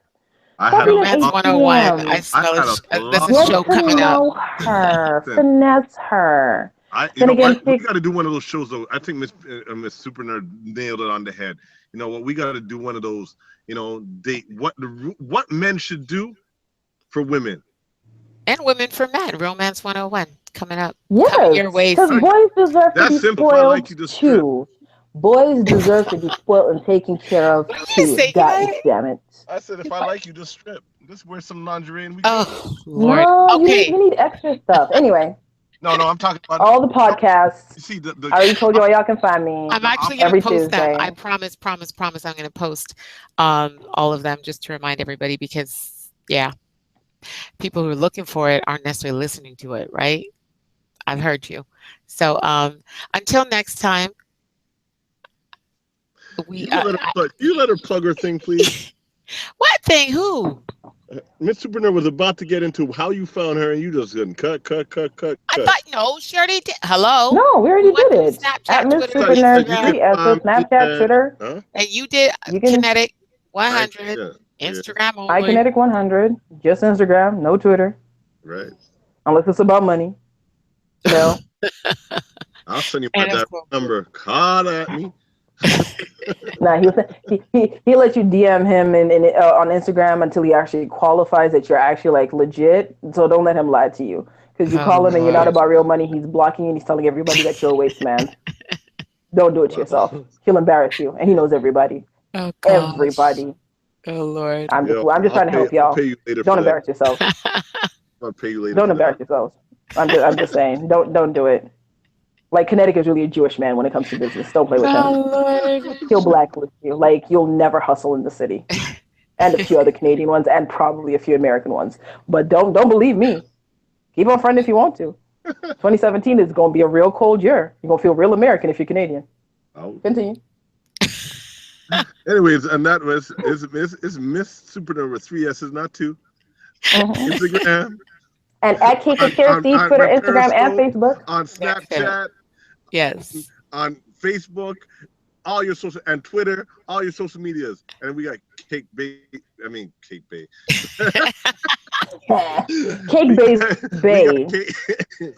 Oh man, Cake with KRC. Yes. On all of them. Yes, everywhere. He barely Snapchats though. Let's be real. I'm about to start though. And she needs to do more stuff on Facebook. There's a Facebook. Is it a group or a fan page? No, it's a page. So okay, but so you can follow everything her on I post Facebook. on Instagram goes to Facebook and Twitter. So wherever I am there. Yeah. So everybody go to the Facebook for Cake with KRC and start commenting on topics you would like us to discuss and cover, and start telling us who you would like to have on the show so we can continue to bring you the conversations that you actually want to tune into. And God damn it. I'm tired of y'all commenting on the side. Marcel. No, real talk though, real I talk. see. I don't understand. Every week I hear we're hilarious. I died, I peed my pants, I this, I that. I can't believe you said that. You guys have no manners. I've heard so many different things. And I'm like, why don't you call in? During the show, exactly. Don't Call be scared. in I mean, or I'm only comment. petty on here. I'm such a teddy bear in person. Y'all should hang out with me. Oh, by the way, if anybody's going out on Friday, y'all should come to For the Culture at I don't know what the name of the restaurant is. Just follow Upper Echelon on Instagram. It's Oh. soca, reggae, dance hall, house, Oh, right. real R&B, and real hip hop. So it's a kind of you used to go to, but with classy people. Where's this? Where's And this? people actually Okay, dance. that's enough of that. But anyway, check their Instagram for all I'll that tell you, Kinetic. information. Yeah. Check their Instagram. Everything will be posted. Thanks again for tuning in. We're back again next Tuesday, 9 p.m. Eastern Time. And be ready. Just be ready for it all. Good night. Peace. Or good morning, Deuces. whenever you're listening to this. Good night, good evening, or good morning, wherever There we you go. are in the world. Oh, that makes me think of Jim Carrey in The Truman Show. Well, that's what he used to say every day.